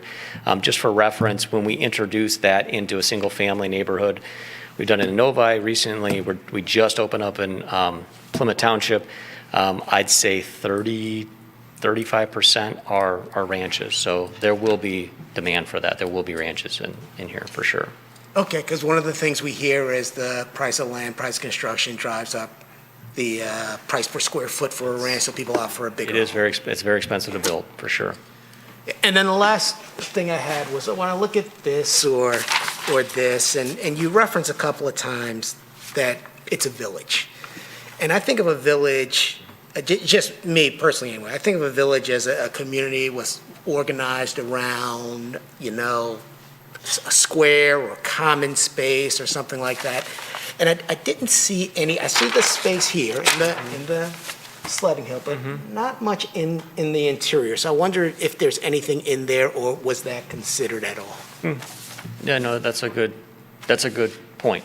I see what you're saying. Yeah. But I think there's a lot of positives with your presentation as Great, well. thank you. So thank you. I appreciate it. Mr. Tagle. Well, you've heard a lot of different comments on a bunch of different topics.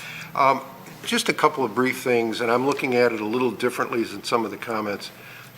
One of the words that's coming to my mind is integration, that I don't see these basically, and Carlton started talking about this, these are like 3 separate neighborhoods and styles, and there's no, again, if this is the village, there is no integration. It's just 3 separate different homes, different home types. Although the plan looks nice, it's sterile to me. I mean, you have long, straight streets. I think most of the models, if not all the models you showed, one of the biggest elements on your front elevation is your garage door. We've talked about that here, that we try to not do, we see that all the time, and we don't see that as an inviting aspect or curb appeal. And even to reinforce the lack of the village, I mean, if I came in off a Long Lake Road and I lived over in the attached group, I'd have to come all the way down that first street with there's no attachment unless I come all the way down, come over to the east and back up and in. I mean, it could be a long U-shaped loop that I would have to drive to. And I'm just wondering, is there some way to start blending these types of homes a little bit more as opposed to the rigid 3 areas that it's currently delineated in? And again, back to what Carl said, I think if we're going to call it the village, let's start looking at it more as a unified village as opposed to 3 separate areas. As far as the sledding, I think there's been some good comments about the sledding hill. Certainly, parking, liability, those kind of things are a concern. There might be other uses for that. Now, I know you're going to have a lot of spoils that you're going to want to not take off the site, but maybe there's some other ways as opposed to making one sledding hill, maybe just some contoured park lands with some trails in it. I don't know about water features, that gets back potentially into a liability, but I think there are some other uses that finger down there could take on. I don't see, I see maybe an outdoor canopy space. I mean, a large outdoor canopy space for events could be a possibility. And I think that's it. Thank you. Thank you. Let me say this. I think there's a lot of opportunity here, and I think you've taken a run at it, and I think we just need to keep hitting it again and massaging it to bring some more cohesiveness to it. That's all fair. Well, I've got a few comments. I'm going to piggyback off of what John said. It doesn't look like a village. I think you've used every square inch of this property to build on, except for the sledding hill. I don't see any real open space that's connected to the neighborhoods, so that the kids can walk someplace close and meet with their friends, as opposed to having to go all the way over to this lump of dirt covered with grass. That sledding hill is a nice feature for a couple months of the year, but like what John was saying, it could be a lot more creative. That land could be used a lot more creatively as a really great feature for kids to gather and do things other than tumble down the grass on a sunny day, which is fun too. I mean, that's actually as a kid I did that, but anyhow, again, it really should look more like a village. And what Ms. Parakis brought up about the enclave subdivision, or that I think is worth a good look at. That's John R. and Waddles, was it? Yeah, I'm familiar with it. Okay, that's a lovely winding road type thing with attached housing, and they don't feel, when you walk through there, it doesn't feel like attached housing as opposed to the barrack style rectangles. If I could just, I understand, and I am familiar with that site. You're looking at a 2-dimensional, cartoon. We do have a lot more relief in some of these elevations than you're seeing. So we can, provide some perspectives that show that, because I think that is important. It looks like a flat space right now, but it's really not. So I hear what you're saying, and we'll look in that area a little bit more from a, maybe from a land plan as well standpoint. But just want to point that out, that they look 2-dimensional and they just show no relief. So yeah, but they're big rectangles. Even if there's a straight line, they look like, just understood. Pretty much barracks. I've seen them before. It just doesn't look like, wow, we walked in someplace I'm impressed with. No, this doesn't have that wow factor to it. Then the other item I want to bring up is talking about this regional pond. Where is that? So there is a regional pond already on the DPW side. It's actually directly, south, just a little west. Okay. So where the salt dome is. So just looking at it here, they would be ostensibly expanding that. Okay. And then how are you impacting? I mean, what is your input on this? Why did you bring it up? It's not really on your property. We would be utilizing that for our stormwater. Oh, I see. So we would be piping to it, as would 2 or 3 other developments that are in the proposal, as would the existing neighborhood to the northwest, and bringing it up to standards, as I mentioned. So it's really it is a regional detention pond, and we would be utilizing that for our stormwater and contributing, as part of that. Very good. The trailhead, I like the idea of a walking trail. I was on the Troy Trails Committee for a couple variations of that committee over the years.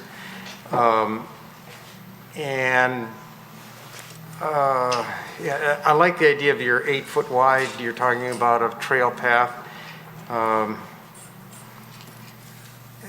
It doesn't look, if I was walking on a trail to go for a hike, this is not necessarily what I'd want to see. Is, if you go through the Rochester Hills Trail system or north of that Lapeer, those are really nice trails. Yeah, not to interrupt you, I think the whole purpose of what we're proposing is to connect to what will be exactly that through the wetlands. So you can see it on that. I mean, so it's sort of like a introduction to that area to get you to there. So, I mean, that's how we're looking. It's more of, it's a connector, that would allow people to pass through from, and I think I'm pretty sure it goes to the south a couple of miles as well already. So we're very preliminary at this stage on both the detention basin and the trail. But basically, as you all know, there's a trail across Livernois that starts around the dog park and goes north and terminates at Waddles. There's opportunity using public property to extend that from Waddles all the way up to Long Lake. Okay. And you got to walk before you can run. So, so I'm familiar with the Pollyant Trail. I use it all the time, and that goes all the way up to Lapeer. That's abandoned right away. The Paint Creek Trail's abandoned right away. We don't have any abandoned right away. So we've got to kind of scratch and claw. So this would essentially be phase 2 of a public trailway system. The regional detention basin, as Mr. Loughran brought up, we had kind of the stars align, and we had pre-application meetings with a number of applicants all within about a month's time. So as Mr. Loughran indicated, with the Goodman industrial piece, potentially making some improvements. With this piece, we have an application for a cluster development on Eckford, and we've got some other balls in the air that I can't really talk about at this time. But each one of those, if developed separately in their own kind of bubble, would require a separate detention pond that would be turned over to the city, and then that would be four trips to cut grass, and versus combining them into one, which is a significant best management practice. We have the opportunity to utilize this area here, expand it, create an amenity, a water amenity, in a city that lacks, quite frankly, water amenities, and have that potential, that trailway system kind of meander through the amenity, creating a benefit for all Troy residents. So it's kind of a win-win-win. We're very preliminary, so we don't have any pretty drawings to show you at this time. Sure. We're at step 1. Okay. Well, anyway, you've heard from us. I hope you got some information that could be useful for, I think, just a little less regimented, and it's just rectangles. It reminds me of a sheet of postal stamps. You just peel them off. They're all in a row. If we made it more of a, that trail feeling, that little more of the enclave feel, the little, just some winding, something that gives that feel of, I've really arrived at someplace really special. I think we're really going for the neo-traditional type of style and look, and that, that typically is an integrated type of community when you see that neo-traditional style, and that's really where we were going with that, is from a village standpoint. So I understand the 3 different components. You see other areas of the country that do that, where they have, more of a neo-traditional, where they have different products, and it is, those streets are linear. So, that's how we designed it. I hear what you're saying, that doesn't fit in Troy, and we'll take another look at it. I really appreciate all the input you guys have given us, and I think we have a lot of direction. And thanks for bringing this forward, and thank you for taking what is basically pretty much of a tough site. Yeah, that's a good word. I was going to say something worse, but it's unusable as it is. Yes, it is. So it's really nice that you're going ahead and really making a giant step forward for the city. Appreciate your work. All right. Well, thank you all. Appreciate it. Thank you. Have a good night. Thank you. Okay, next item on our agenda is election of the officers. So, at this point, I'd like to nominate Mr. David Lambert to be the next chairperson of our commission. Any other nominations for chair? I'm not going to nominate him, but I tried to talk Mr. Krent into serving another term, but he gave me a Sherman-esque refusal to either stand for or to serve, so. Well, and again, my reply is basically, I've served on this, obviously, commission for, this is my 10th year, and then I was served for 19 years on the Parks and Rec. And I've always looked at these volunteer positions as everyone should get a feel for all of the parts and pieces of this commission. And I really think it should be a rotating basis. We shouldn't have one person sitting in this particular chair just to basically guide the conversation. That's all. The real work is done by each individual commissioner. But I'm just the traffic cop for a lot of talking heads. And it's not that difficult a job. But it's important to move whatever item is along at a good pace, so we're not dragging not only our precious time, but also the audience and all these applicants. So anyhow, that said, next item is, I see none, so we're gonna, do we have to, we just vote on the whole thing at the end, or the chair? You can do a slate, or you can do it individually. Let's just do it individually. What the heck? We have a roll call we have no other people that are nominated for chair, so it's Mr. Lambert. We'll have a motion to make Mr. Lambert our next chair. Go ahead with a roll call. And Excuse me, Mr. Rahman, Yes. Mr. Roush, Yes. Mr. Tagle, Yes. Mr. Faison, Yes. Mr. Hudson, Yes? Mr. Krant, yes. Mr. Lambert, Yes. Ms. Malala Yes. Ms. Parakis. Yes. Okay, it looks like you're the new chair, Mr. Lambert. Thank you very much. And I talking about Ms. appreciate that. Parakis, I'd like to nominate her as the vice chair. Any other nominations? Pretty quiet around here. Okay.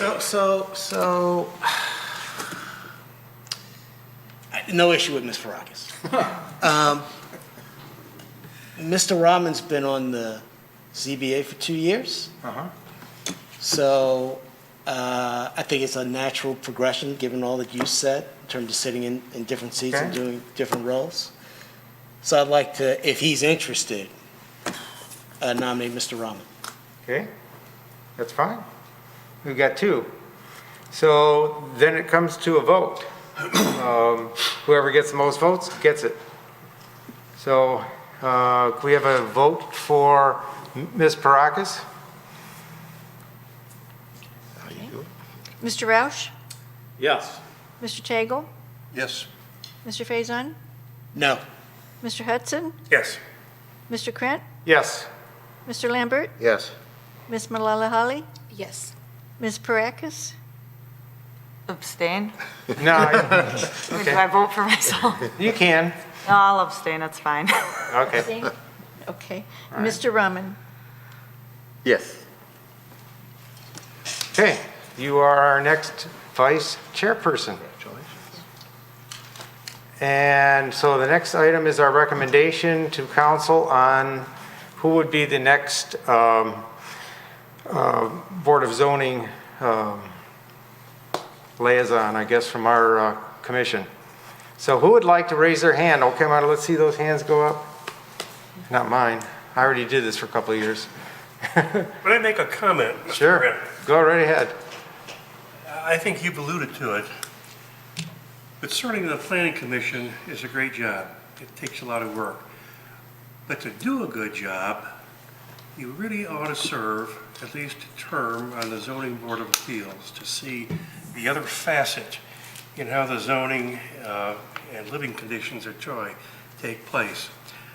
If nobody has done it, you may be new in the commission, but there's a good time to start. So reconsider not raising your hand to be on the zoning appeals. So anybody who has not served on the zoning board of appeals, would you like to be the person to get an extra $25 a month?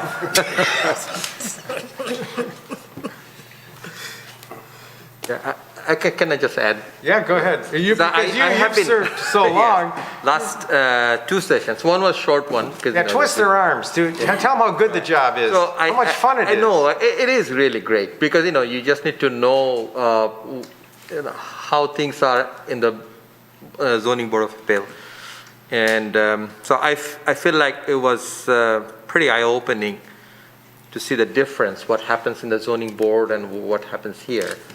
And I feel like every planning commissioner should spend some time in the zoning board of appeals so that at least you know what's going on. So I don't want to say any name who should go there, but I just think that this is it was a learning experience for me. I mean, every session I enjoyed, when I was there. So with that encouragement, who would like to step forward and say, should we all just take one step back and see who remains forward?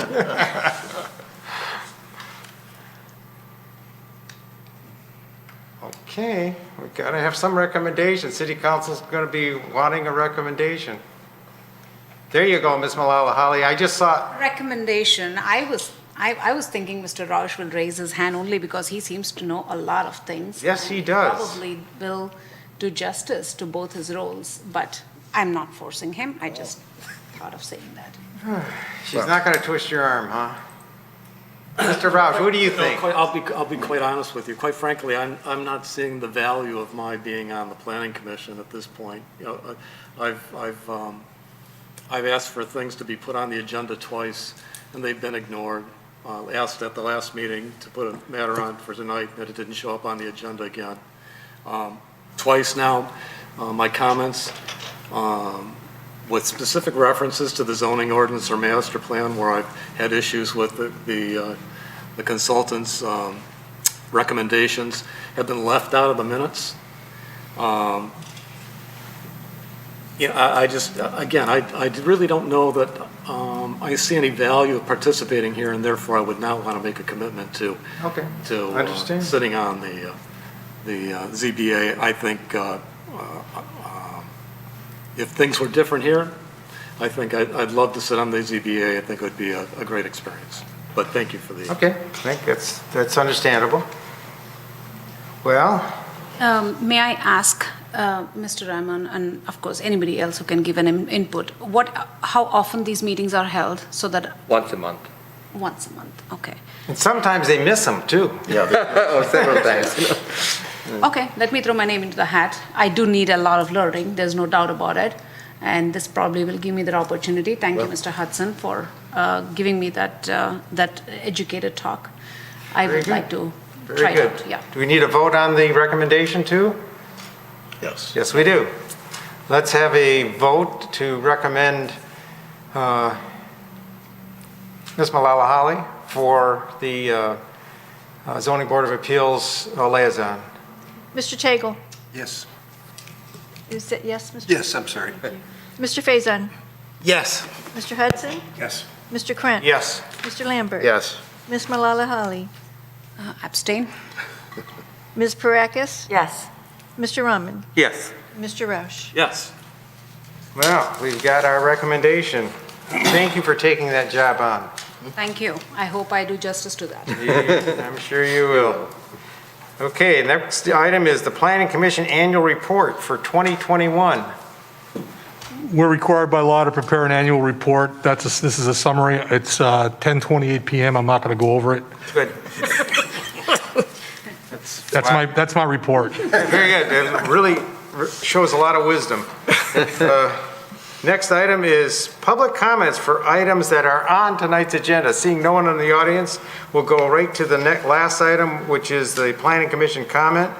And I'm going to start with Mr. Tagle. No, I'm going to start with Mr. Carlisle, and then we'll go completely. No comment, thank you. And just keep going around. Nothing from me, thank you. I'm good, thanks. Congrats to all the new officers, but I'm good. I'm good. Thank you very much. Appreciate the vote of confidence. Nothing for me. Nothing for me. Congratulations. Thank you for the nomination and for voting me in. Nothing for me. Congratulations to the new officers, thank you. Okay, then we're adjourned.